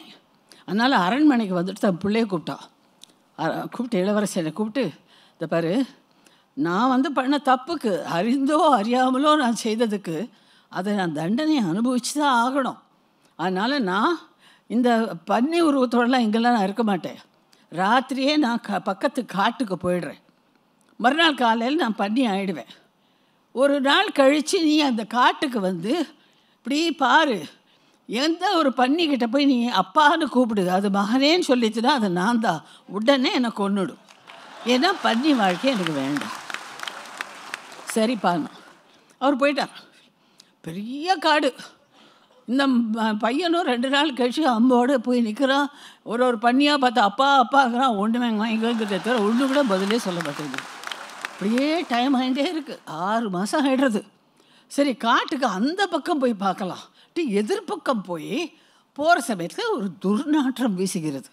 ஐயோ என்னடா இவ்வளோ நாத்தம்னு பார்த்தா கிட்ட போக போக ஒரு அப்படியே அசிங்கமாக சேரும் சகதியும் பாசியுமாக நாற்றம் எடுக்கும் நீரோடு ஒரு குட்டை. அந்த குட்டைக்கு பக்கத்தில் 2 பெரிய பன்னி, குட்டி குட்டியாக 4-5 பன்னி. இவன் நிச்சயமாக அப்பாவை அது இருக்க முடியாதுன்னு நினச்சிக்கிறா. அதனால் எதுக்கும் லெட் மீ ட்ரை அப்படின்னு சொல்லிட்டு இந்த அம்பை எடுத்து அடிக்கிறதுக்கு முன்னாடி அப்பா கூப்பிட்றான் பாரு, மகனே அடிக்காத, இது நான் தான். அப்பா இப்படியாப்பா, எவ்வளோ 6 மாதமாக இந்த வாழ்க்கையை உங்களை வாழ விட்டுட்டேனே, ஐயோ அப்பா உடனே கொண்டு விடுறேங்க. வேண்டாம், நிறுத்து, பன்னி வாழ்க்கையும் சௌக்கியமாக தான் இருக்குது. இது பாரு, இது ஒரு சித்தி, இதெல்லாம் உன்னோட தம்பி தங்கைகள். ஸோ பன்னி வாழ்க்கை கூட ரொம்ப சுவாரஸ்யமாக இருக்குது. இந்த கதையில் என்ன தெரியுது? நம்ம கட்டுப்பாடையும் மனித நேயங்களும் இழந்தோம் என்றால் வேண்டாத விஷயங்களை ரசிக்க கற்றுடுவோம். கீழ்த்தரமான நெகட்டிவ் விஷயங்களை ரசிக்க கற்றுக்கொண்டு விட்டோம் என்றால் நம்முடைய பாசிட்டிவிட்டி போயிடும். லைஃபோட அர்த்தம் போயிடும். ஸோ இந்த கதையை நான் நினைக்கும் போதெல்லாம் எனக்கு என்ன தோணும், ஒரு சின்ன விஷயத்தில் கூட அசிங்கமான எண்ணமோ தவறான எண்ணமோ பொய்யோ என் வாழ்க்கையில் இருக்கவே கூடாது அப்படின்னு நான் நினைப்பேன். மீண்டும் சொல்கிறேன், இன்றைக்கி இவ்வளோ அழகாக எங்கள் 5 பேரை கூப்பிட்டு இங்கே வந்து மிக அழகாக கௌரவப்படுத்தியிருக்கிறார்கள். கல்யாண மாலைக்கு என்ன அழகான பேர், கல்யாண மாலை. அது வந்து ரொம்ப சுபிக்ஷத்தோட மங்களகரமாக இன்னும் பலருடைய வாழ்க்கையிலே தீபம் ஏற்றி வைத்து ஒளிர்ந்து கொண்டு சமுதாயத்துக்கு நல்லது செய்ய வேண்டும் என்று நான் வாழ்த்துகிறேன், பிரார்த்திக்கிறேன். நன்றி, வணக்கம்.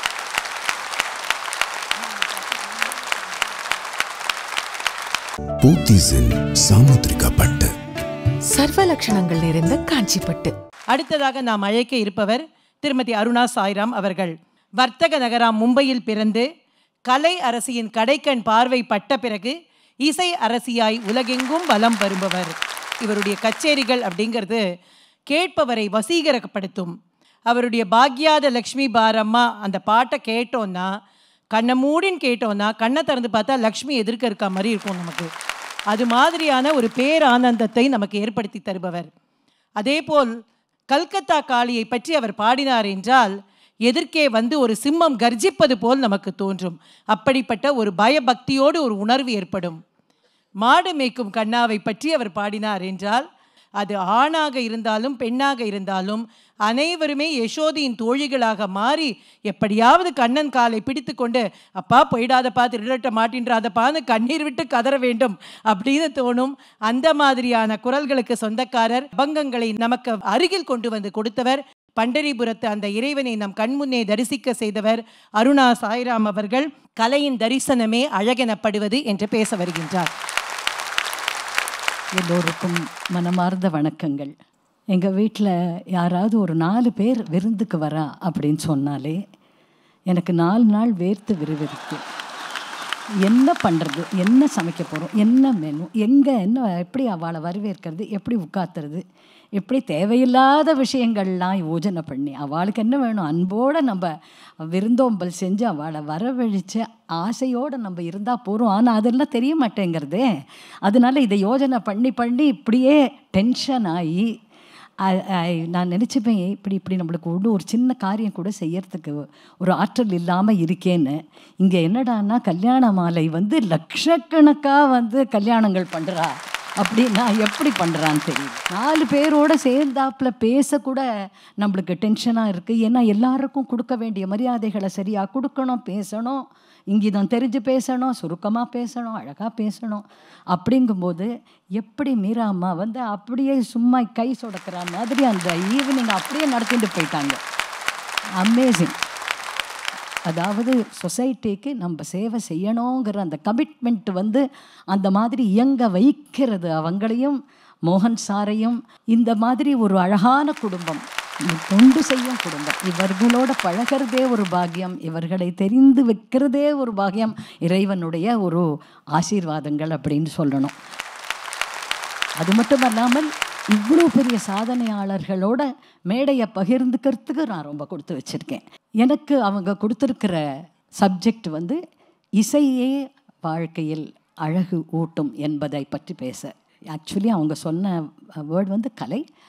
நான் இசையில் ஈடுபட்டிருக்கிறதுனால அது முக்கியமாக ஒரு இசைபரமாக நான் பேசுகிறேன். இப்போது ஒரு நிமிஷம் இசைங்கிறதே இல்லை உலகத்தில் அப்படின்னு ஃபார் அ மினிட் நம்ம நினச்சிப்போம்.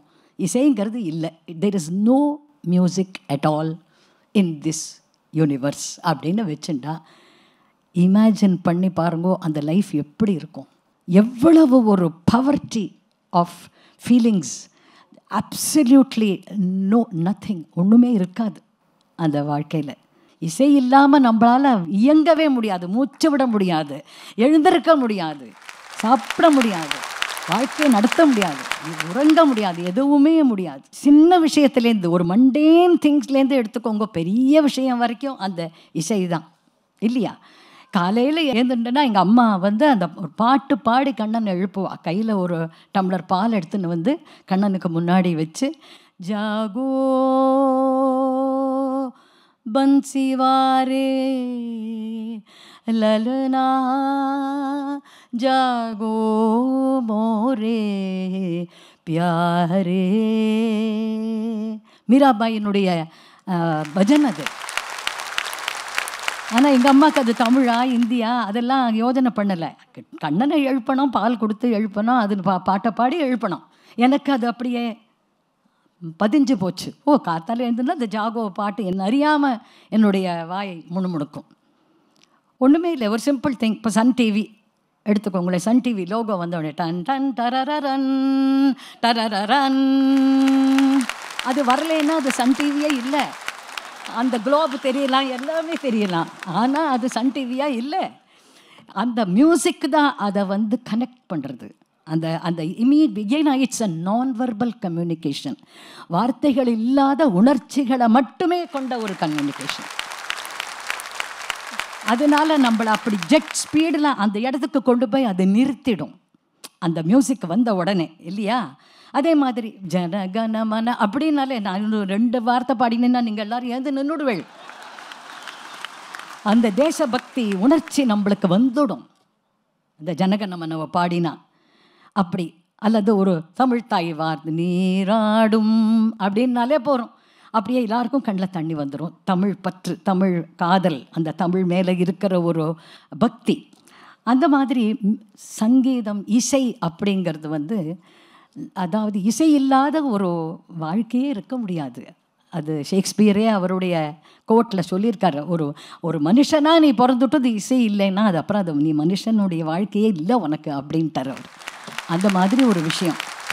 காலையில் எழுந்திருக்கும் போது சொன்னேன், சரி ராத்திரி குழந்தைய தூங்க பண்ணணும் அப்படின்னா, மண்ணுப்புகள் கோசலைதன் மணி வயிறு வாய்த்தவனே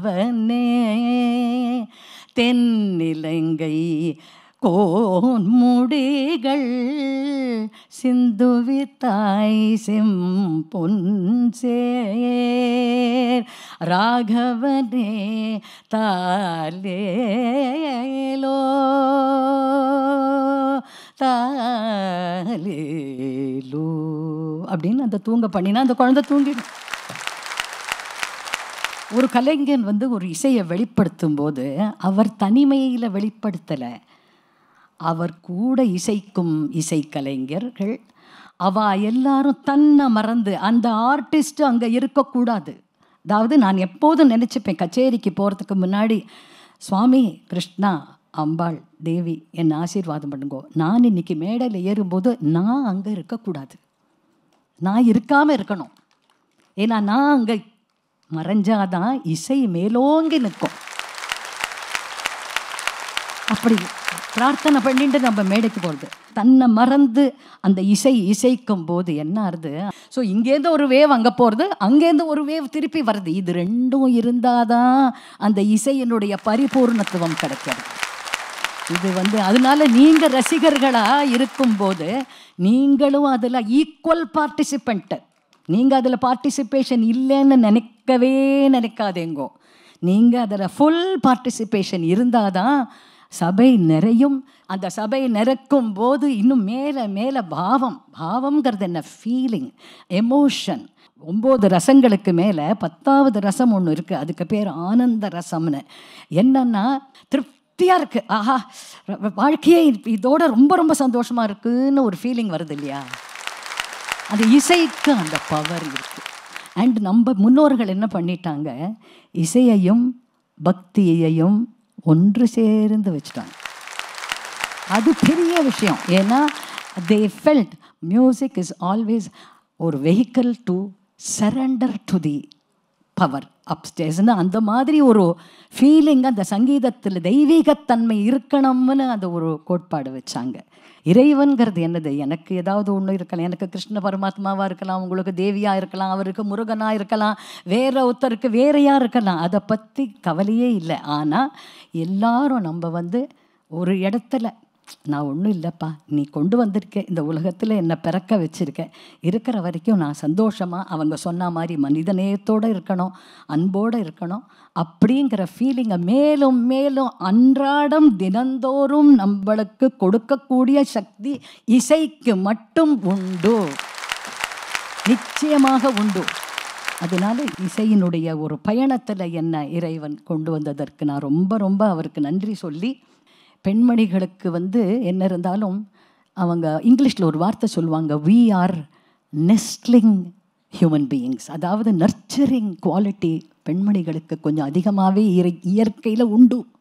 அது இறைவனுடைய படைப்பு. அது அந்த நர்ச்சரிங் குவாலிட்டி நம்மளுக்கு இருக்குது. அதனால எப்பயுமே நீங்கள் எடுத்துட்டீங்கன்னா முதல்ல குடும்பத்தை முதல்ல வச்சுட்டு நம்மளை பின்னாடி தள்ளுறதுக்கு உள்ள ஒரு தன்மை நம்மளுக்கு எப்போதும் இருக்கும். நிறையா பெண்மணிகளுக்கு அது இருக்கும். ஆனால் வீட்டில் ஒரு குடும்பத்தில், ஒரு அன்பான குடும்பத்தில் அவங்க சொன்ன மாதிரி, ஹேமலதா அம்மா சொன்னாங்க மாதிரி ஒரு என்கரேஜ் பண்ணி, இல்லை நீ பண்ணு நீ உன்னால் முடியும், நீ பண்ணுமா அப்படின்னு ஒரு ஹஸ்பண்ட், ஒரு மதர் இன்லா, ஒரு ஃபாதர் இன்லா, ஒரு பிரதர் இன்லா யாராவது சொல்லிட்டா போகிறோம். சீக்கிரமாக 4 மணிக்கு எழுந்துட்டு சமைச்சி வச்சுட்டு குழம்பு ரசம் கூட்டு கறி எல்லாம் பண்ணி வச்சுட்டு 8 மணிக்கு வீட்டை விட்டு நான் கிளம்பிடுவேனே, வெளியில் சாதனை பண்ணுறதுக்கு கிளம்பிடுவேனே, எனக்கு ஏன்னா அந்த தைரியம் வந்துடும்.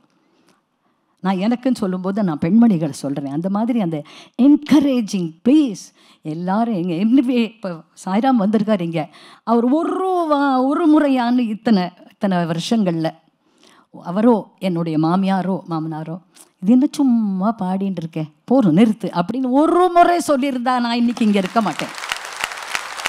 எஸ், என்னுடைய டியூட்டியை நான் செய்யணும். அதே சமயத்தில் அவங்க அந்த சமயம் வரும்போது கை கொடுக்கணும். இது 2 பக்கமும் இருக்கும்போது பெண்மணிகளால் நிச்சயமாக சாதிக்க முடியும். கல்யாண மாலை போல் ஒரு நிறுவனங்கள் ஐடியல் பேர் அப்படின்னு பேர் பண்ணி விடுறாங்க. ஏன்னா marriage is the most important decision in once life. அதை பண்ணும்போது இந்த தன்மைகளை பார்த்து நம்ம செய்யும்போது அது ஒரு பெரிய பவர் ஃபார் தீஸ் விமன். அது நிச்சயமாக கிடைக்கும். அதனால் எல்லா பெண்மணிகளுக்கும் நான் சொல்ல விரும்புகிறது, உங்களுடைய அச்சீவ்மெண்ட்டை நீங்கள் குறைக்காதீங்க. நம்மளால் எல்லாமே முடியும். இசையின் பயணம் உன்னதாக இருக்க வேண்டும், வாழ்க்கையின் அழகு கூட வேண்டும். கல்யாண மாலை, சன் டிவி போன்ற நிறுவனங்கள் அவர்களுடைய தொண்டை செய்து கொண்டே இருக்க வேண்டும் என்று இறைவனை பிரார்த்தித்து நான் விடை பெற்றுக் கொள்கிறேன். வணக்கம். பத்மஸ்ரீ அருணா சாய்ராம் அவர்களினுடைய இசை கச்சேரியில் லயித்து கேட்டு மயங்கி இருக்கிறோம் பலமுறை. ஆனால் பேச்சு கச்சேரியில் மயங்கியது என்பது இதுதான் முதல் முறை. பெண்கள் எப்படி சாதிக்க வேண்டும் என்பதற்கான ஒரு டிப்ஸையும் அழகாக கொடுத்துருக்காங்க. அவர்களுக்கு கல்யாண மாலை மிகப்பெரிய வணக்கங்களையும் நன்றியையும் தெரிவித்துக் கொள்கின்றது. திருமதி விசாகா ஹரி அவர்கள், இவருடைய வாழ்க்கை அப்படிங்கிறது ஒரு அழகான கலவை. அண்ணா ஸ்ரீ கிருஷ்ணபிரேமி அவர்களினுடைய கதைகளை, கதா காலட்சேபத்தை என்னுடைய வயதை ஒத்தவர்கள், எனக்கு மூத்தவர்கள் நிறைய கேட்டிருப்போம் நம்ம தான். அதே மாதிரி நாங்கள்லாம் வெஸ்மாம்பலத்தில் வளர்ந்தவங்க, அயோத்தியா மண்டபத்துக்காகவே வெஸ்மாம்பலத்தில் வீடு வாங்கினவங்க எத்தனையோ பேர் இருக்கிறார்கள். அது மாதிரியாக வெஸ்மாம்பலத்தில் வளர்ந்தவர்கள் எல்லாம் இந்த மாதிரியான கதையை கேட்டு வளர்ந்தவர்கள் தான். அதே போல்தான் அவருடைய குருவை பற்றி இங்கே வீடியோ போட்ட பொழுது, இப்போ நம்ம எம்எஸ் அம்மாவை பற்றி சொல்லுவா, அந்த தியாகராஜரை பற்றி சொல்லும் பொழுதே கை இப்படி போகும் அப்படின்னு சொல்லுவாங்க. அது மாதிரி லால்குடி ஜெயராமன் அவர்கள்னு குறிப்பிட்ட பொழுதே அவருடைய கை இப்படி போனது. அதுதான் வளர்ப்பு அப்படிங்கிறது. அது மாதிரியாக லால்குடி ஜெயராமன் அவர்களுடைய கச்சேரியை கேட்டு, வயலின் இசையை கேட்டு நாம் எல்லாம் வளர்ந்திருக்கிறோம். ஆனால் அந்த இரண்டின் கலவையாகவும் இவர் உருவெடுத்த பொழுது ஆஸ்திக சமூகமே அப்படியே மெய்மறந்து போனது அப்படின்னு தான் நாம் சொல்லணும். அதாவது அந்த ஹரிகதா என்னும் கதை சொல்லும் பாணியை இன்றைக்கு அவருடைய இனிமையான சங்கீதத்தின் மூலமாகவும் அவருடைய எளிமையான அந்த கதை சொல்லும் பாங்கோடும், விசாகா ஹரி கதை சொல்கிறாங்க அப்படின்னாக்க அப்படியே சாரியாக குடும்பமாக அரங்கத்தை அப்படியே நிறைத்தார்கள். அந்த நிறைத்தது மட்டும் இல்லை, வீட்டுக்கு போய் அதை பற்றி பேசிகிட்டே இருந்தாங்க எல்லாரும். தன்னுடைய நண்பர்களோட, உறவினர்களோட பகிர்ந்துக்கிறது. அந்த அம்மா என்னமா பேசினா, அந்த பொண்ணு என்னமா பேசித்து அப்படின்னு சொல்லி அப்படியே ஸ்லாகித்து போனார்கள். அது மாதிரி பக்தியில் ஒரு புரட்சியை செய்தவர் என்றால் அது விசாகா ஹரி என்று நாம் சொல்லலாம். நான் அருணா சாய்ராம் அவர்களை பற்றி சொன்னது போல தான் இவருடைய கதையை நான் நிறைய கேட்குறேன். ஆரம்ப காலத்தில் நான் நேராக போய் கேட்டிருக்கேன். சுந்தரகாண்டம் சொல்லும் பொழுது வால்மீகியினுடைய ராமாயணத்தையும் எடுத்து தியாகராஜர் கிருதிகளையும் எடுத்து அவர் சொல்லும் பொழுது ஹனுமார் சீதைட்ட பேசினார்னே தோணாது. ஹனுமார் ஏதோ நம்மள்கிட்ட பேசுகிற மாதிரி நமக்கு தோன்றும். அப்படிப்பட்ட ஒரு பேரானந்தத்தை ஏற்படுத்த முடியும் என்றால் அது விசாக ஹரியால் தான் ஏற்படுத்த முடியும். குருவாயூரப்பன் கதையை நீங்கள் கேட்டால் காத்து வாக்கில் குருவாயூரப்பன் கேரளாவுக்கு போயிட்டாருங்கிறத பற்றி நம்ம கேட்குறோம். ஆனால் நமக்கு என்ன தோன்றும்னா, இவருடைய கதையை கேட்டுக்கொண்டிருக்கும் பொழுதே காத்து வாக்கில் கிருஷ்ணன் தமிழகத்திற்கு வந்துவிட்டாரோ என்று தோன்றும். அது மாதிரியான ஒரு அனுபவத்தை ஏற்படுத்தக்கூடியவர். கதை சொல்லுவார். அந்த இசை என்பது ஒரு மேன்மையான இசை. அப்பேற்பட்ட ஒரு பேரானந்தத்தை நமக்கு ஏற்படுத்தி கொடுக்கும் விசாக ஹரி அவர்கள் அழகெனப்படுவது ஆன்மாவின் தேடல் என்று பேச வருகிறார். ஸ்ரீ குருபியோ நமஹா. எல்லோருக்கும் நமஸ்காரம். இன்றைய தினம் இவர்கள் எல்லோரும் பேசின பிறகு நான் பேசணுமா அப்படிங்கிற யோஜனையில் தான் இப்போ மைக்கையே பிடிக்கிறேன். ஏன்னா கேட்ட பிறகே அப்படியே மெய் சிலிர்த்து ரொம்ப இன்ஸ்பைரிங் ஸ்டோரிஸ் ஒவ்வொருத்தர் பேசினதுமே இது அவர்களுடைய லைஃப்பை நமக்கு முன்னாடி ப்ரெசென்ட் பண்ணி அது அப்படியே கண் முன்னாடி விஷுவலாக ஒவ்வொருத்தருமே, சிவசங்கரி அவர்களும் சரி, மனிதநேயம் தான் அழகு அப்படின்னு அழகாக ஒவ்வொருத்தரும் அழகுனா அந்த அழகுங்கிற இந்த டைட்டில் இன்றைய தினம் ரொம்ப பொருத்தமாக இருக்கும்னு நினைக்கிறேன். ஏன்னா ஒவ்வொருத்தருமே அவ்வளோ அழகாக சிறப்பாக பேசி அது உள்ளத்திலிருந்து பேசின வார்த்தைகள் ஒவ்வொருத்தருமே. இன்றைக்கி தான் தெரியும் எனக்கு அகர்வால்ஸ்லாம் நம்ம மாமா அத்தை அப்படிங்கிறது. திருமதி அனிதா குப்புசுவாமி அவர்கள் ஒரு தமிழ் பெண் பேசினா இந்த அளவுக்கு ஒரு தமிழ் பேச முடியுமாங்கிறது எனக்கு தெரியலை. அவ்வளோ ஒரு கோட்பாடுகளோட தமிழ் கலாச்சாரத்தையும் பாரம்பரியத்தையும் இப்போதான் எனக்கு புரியுறது. சவுத் என்ன நார்த் என்ன வேறுபாடு அப்படிங்கிறது ஒரு பவுண்ட்ரிலையோ ஒரு மேப்லேயோ தான் இருக்கே தவிர மனதளவில் உண்மையில் நம்ம எதை ரசிக்கிறோமோ நம்ம அதுவாக ஆயிடுவோம். அந்த மாதிரி திருமதி ஹேமலதா அவர்கள், திருமதி அருணா சாய்ராம் அவர்கள் எல்லாருக்குள்ளேயும் ஒரே ஒரு காமனாலிட்டி எனக்கு இன்றைக்கி பார்க்க முடிஞ்சது. பொதுவாக இன்றைய தினம் யங்ஸ்டர்ஸ் எல்லாம் எங்களுக்கெல்லாம் கல்யாணமே வேண்டாம், ஏன்னா வி வாண்ட் டு அச்சீவ் அப்படின்னு சொல்லிட்டு இருக்கிற யங்ஸ்டர்ஸை நிறையா பேர் மீட் பண்ணுற ஆப்பர்ச்சுனிட்டி இப்போ கிடைக்கிறது. அது பாக்கியமா துர்பாகியமா அதெல்லாம் எனக்கு தெரியாது. பட் இப்போ ஸ்டேஜில் உட்காந்துட்டு இருக்கிற அத்தனை பேருமே support of their husband and family and their entire மாமனார் மாமியார் மைத்துனர் எல்லாருமே சப்போர்ட் பண்ணி இங்கே நம்ம அவார்ட் கொடுக்குற அத்தனை பேருமே தம்பதியாக சேர்ந்து ஹஸ்பண்ட் அண்ட் ஒய்ஃப் சேர்ந்து எல்லாரும் இது ஒரு குடும்பமாக இது பார்க்கும்போது தான் தெரியறது எவ்வளோ ஃபேமிலிங்கிற இந்த கலாச்சாரம் கல்ச்சர் இந்த பரம்பரை முக்கியமான ஹார்ட் கோர் வேல்யூ நம்ம பாரத தேசத்துக்கே. வெஸ்டர்னர்ஸ் நம்மளுடைய இந்தியாவை பாரத தேசத்தை கை கூப்புறதுக்கு காரணமே நமக்கு மட்டும்தான் இந்த ஃபேமிலி சிஸ்டம் அப்படிங்கிறது இது பதிஞ்சு ரத்தத்திலேயே ஊறி. திருமதி மீரா நாகராஜன் அவர்கள் சொன்னது போல் 3-4 வருடங்களாக என்னை தொடர்ந்து கூப்பிடுவாங்க. ஆனால் எனக்கு வர முடியாது. ஆனால் இன்றைய தினம் தோன்றுறது ப்ராபப்ளி 25வது கிராண்ட் 25th இயரில் கலந்து கொள்ளணும் என்று இறைவனுடைய சித்தம். ஏன்னா இது ஒரு பெரிய மைல் ஸ்டோன். எல்லா ஆர்கனைசேஷனுக்குமே ஒரு 25 வருஷங்கிறது ஒரு பெரிய மைல் ஸ்டோன். பட் இதை விட ஒரு பெரிய மைல் ஸ்டோன் அடுத்த 25 வருஷம் தான் இருக்க போகிறதுன்னு நான் நினைக்கிறேன். ஏன்னா இப்போ கம்ப்ளீட்டாக இந்த லாஸ்ட் 2-3 இயர்ஸில் சொசைட்டி யங்ஸ்டர்ஸ் மைண்ட் செட் எல்லாம் கம்ப்ளீட்டாக சேஞ்ச் ஆயாச்சு. இவர்கள் பாரம்பரியம் எப்படி சேஞ்ச் ஆகிருக்குன்னு உணவுலேருந்து உடையிலேருந்து சொன்னார்களோ அந்த மாதிரி கம்ப்ளீட்டாக சேஞ்ச் ஆகி ஏன் நான் அப்படி பண்ணக்கூடாது, ஏன் நான் இப்படி பண்ணக்கூடாது, ஏன் நான் நாயே வளர்க்கக்கூடாது, ஏன் குழந்தைய வளர்க்கணும், குழந்தை என்ன திரும்பி எனக்கு செய்ய போகிறதா, எவ்வளவோ கேள்விக்கு பதில்கள் கேட்கக்கூடிய நிலைமையிலையோ இல்லை கேட்குற அந்த காதோ இல்லை அறிவோ மனதோ ஓப்பனாக இருக்கான்னு தெரியல. அப்படி இருக்கும்போது next 25 years is going to be more challenging. ஆனால் இந்த சேலஞ்சில் கடவுளுடைய சித்தத்தால் இன்னும் நிறைய பேரை சேர்த்து வச்சு கல்யாணம்ங்கிற அந்த கோர் கான்செப்டை திருமதி மீரா நாகராஜன் ஒரு மூவியை பற்றி சொன்னாங்க. எப்படி அந்த பொண்ணு மாறி வந்துடுத்து, ஒரு கல்யாணம் பண்ண பொண்ணு மாறிடுது. ஆனால் அந்த பையனோட போயிடாமல் கல்யாணம் ஆகி அப்போ தான் இறங்கியிருக்கு இல்லையா. ஆனால் அந்த பையனோட போகாமல் தன்னை கல்யாணம் பண்ணிட்டு அந்த கணவரோட தான் போவேன்னு அந்த வில்லேஜ்லேயே அடம் பிடித்த நாடு நம்ம நாடு.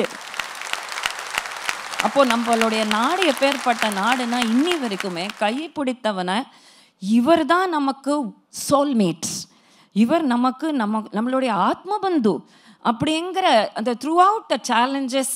ஒரு பெரிய அச்சீவருங்கிறது அந்த ஜேர்னியை த்ரூ அவுட்டாக அவரோட சேர்ந்து எல்லா சேலஞ்சஸையும் ஃபேஸ் பண்ணி அது த்ரூ அவுட்டாக அந்த ஃபேமிலியோட அந்த ஒர்க்கில் அந்த அச்சீவ் பண்ணாதான் அது ஒரு முழுமையான ஒரு சக்ஸஸ் அப்படிங்கிறது.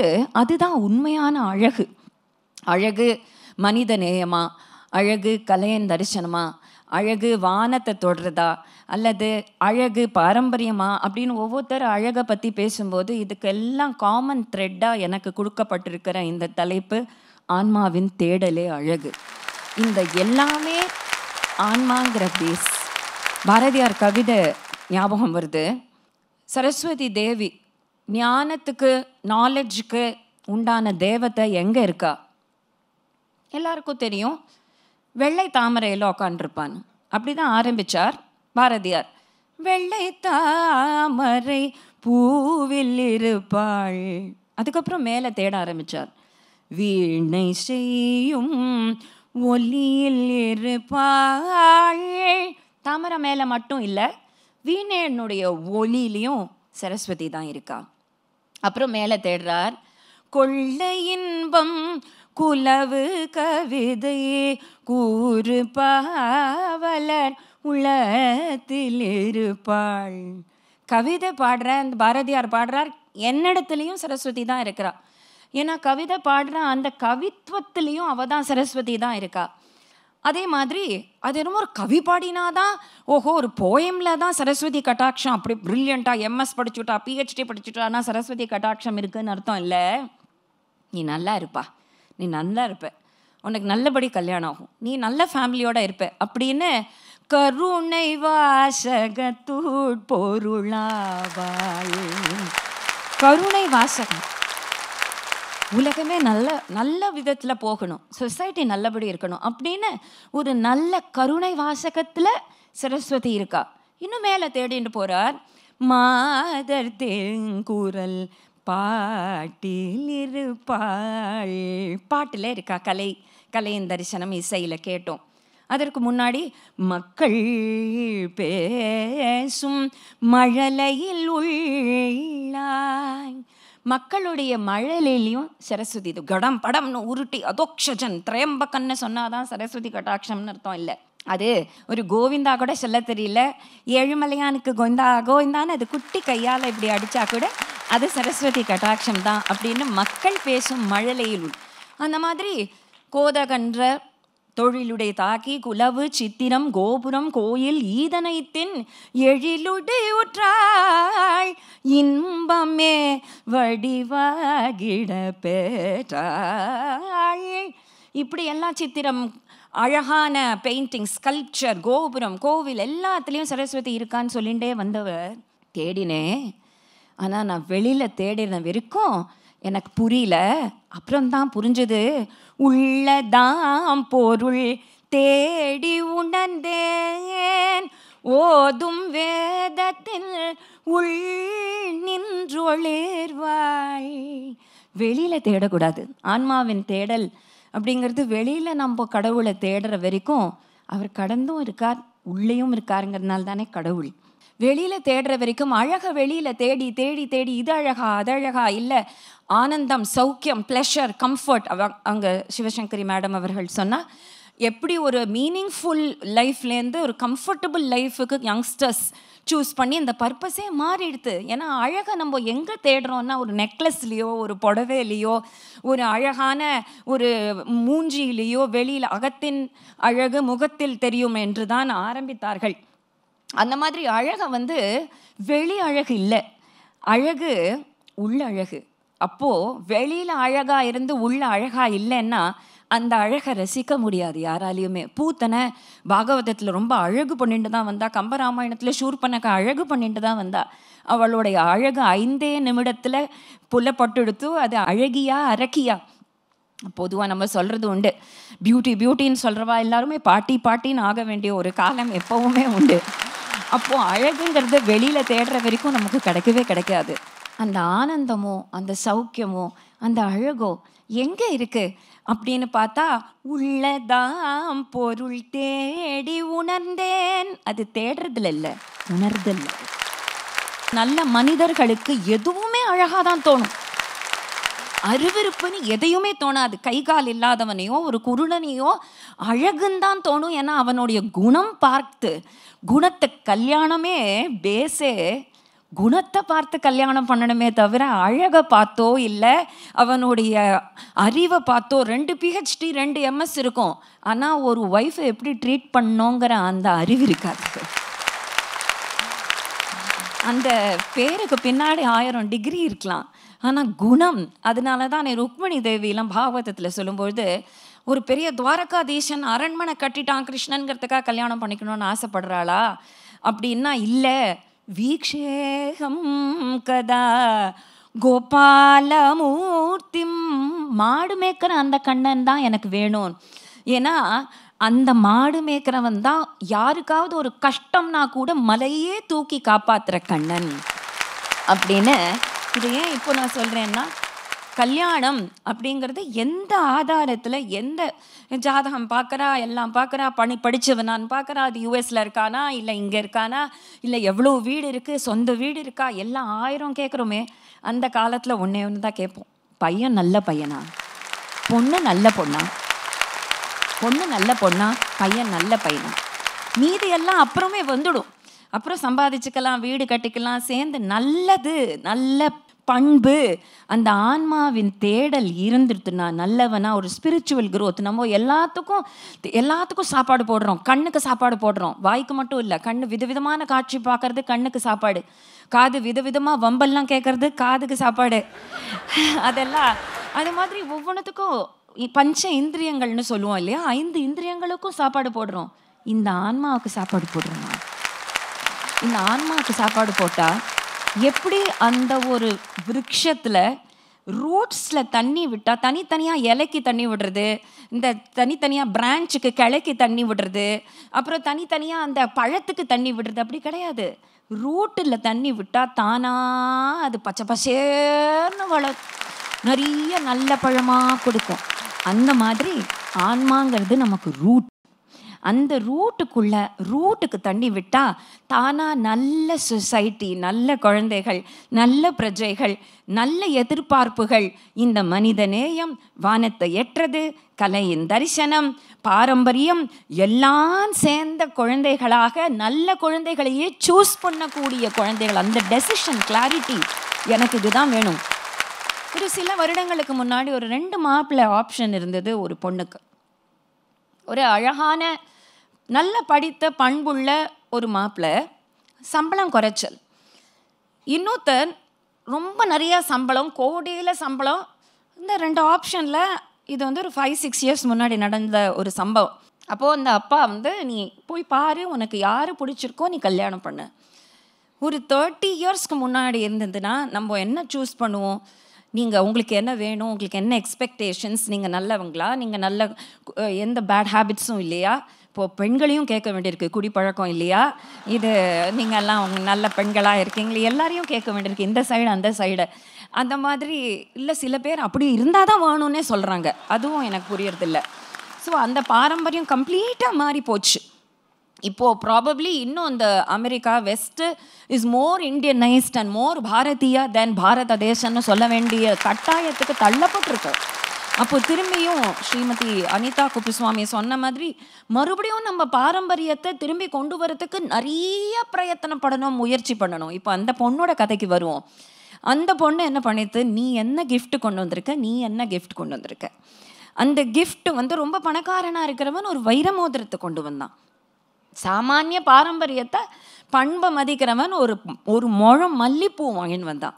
மல்லிப்பூ தானே வாங்கின்னு வந்தான்னு வாண்டான், வைரமோதிரம் வாங்கின்னு வந்தவனை வேணும் அப்படின்னு சூஸ் பண்ணுற இந்த மைண்ட் எப்படி இப்படி வந்தது அப்படின்னா, நம்மளோட எஜுகேஷன் சிஸ்டம், கல்வி முறை என்ன பண்புகளை சொல்லி கொடுக்கணுமோ, எதை சிலபஸாக வைக்கணுமோ அந்த சிலபஸ் இல்லை. அதனால எல்லாமே கொலைஞ்சு மாறி போய் தடம் புரண்டு இதுக்கு நல்ல ஒரு சொல்யூஷன் வரணும்னா ஆன்மாவுக்கு சாப்பாடு போட்டு ஆன்மாவின் தேடலை நம்ம அதிகரித்தோன்னா தான் அந்த மைண்டு, புத்தி, பஞ்சேந்திரியங்கள், நம்மளுடைய புலன்கள், ஃபிசிக்கல் வெல்பீயிங், மென்டல் வெல்பீயிங் எல்லாரையும் அவர்கள் சொன்ன மாதிரி அம்மானு பார்க்குற அந்த வெல்பீயிங், திண்ணையில் இருக்கிறவனையும் விருந்தோம்பல் கொடுக்குற அந்த ஒரு பாரம்பரியம் எல்லாமே அதுக்கு அடிப்படை ஆன்மாவின் தேடல். அதுவே அழகு. அந்த அழகை நம்ம போற்றுவோம், அந்த அழகையே நம்ம மேலும் மேலும் பராமரிப்போம், அதையே கொண்டாடுவோம் என்று சொல்லி மேலும் மேலும் இந்த ஆர்கனைசேஷன் பல வருடங்கள் எட்டி பெரிய பெரிய இந்த முயற்சியில் ஒரு புண்ணிய காரியம், மங்களகரமான காரியம், சோபனமான காரியம் இறைவன் அருளால் மேலே மேலே வளர்ந்து எல்லோருக்கும் நன்மை செய்யணும் என்கின்ற பிரார்த்தனையோடு முடிக்கிறோம். 36 வருட அனுபவம், 23 கிளைகள் கொண்ட சிறந்த சுற்றுலா நிறுவனம் மதுரை ஸ்ரீமுருகன் டிராவல் ஏஜென்சி.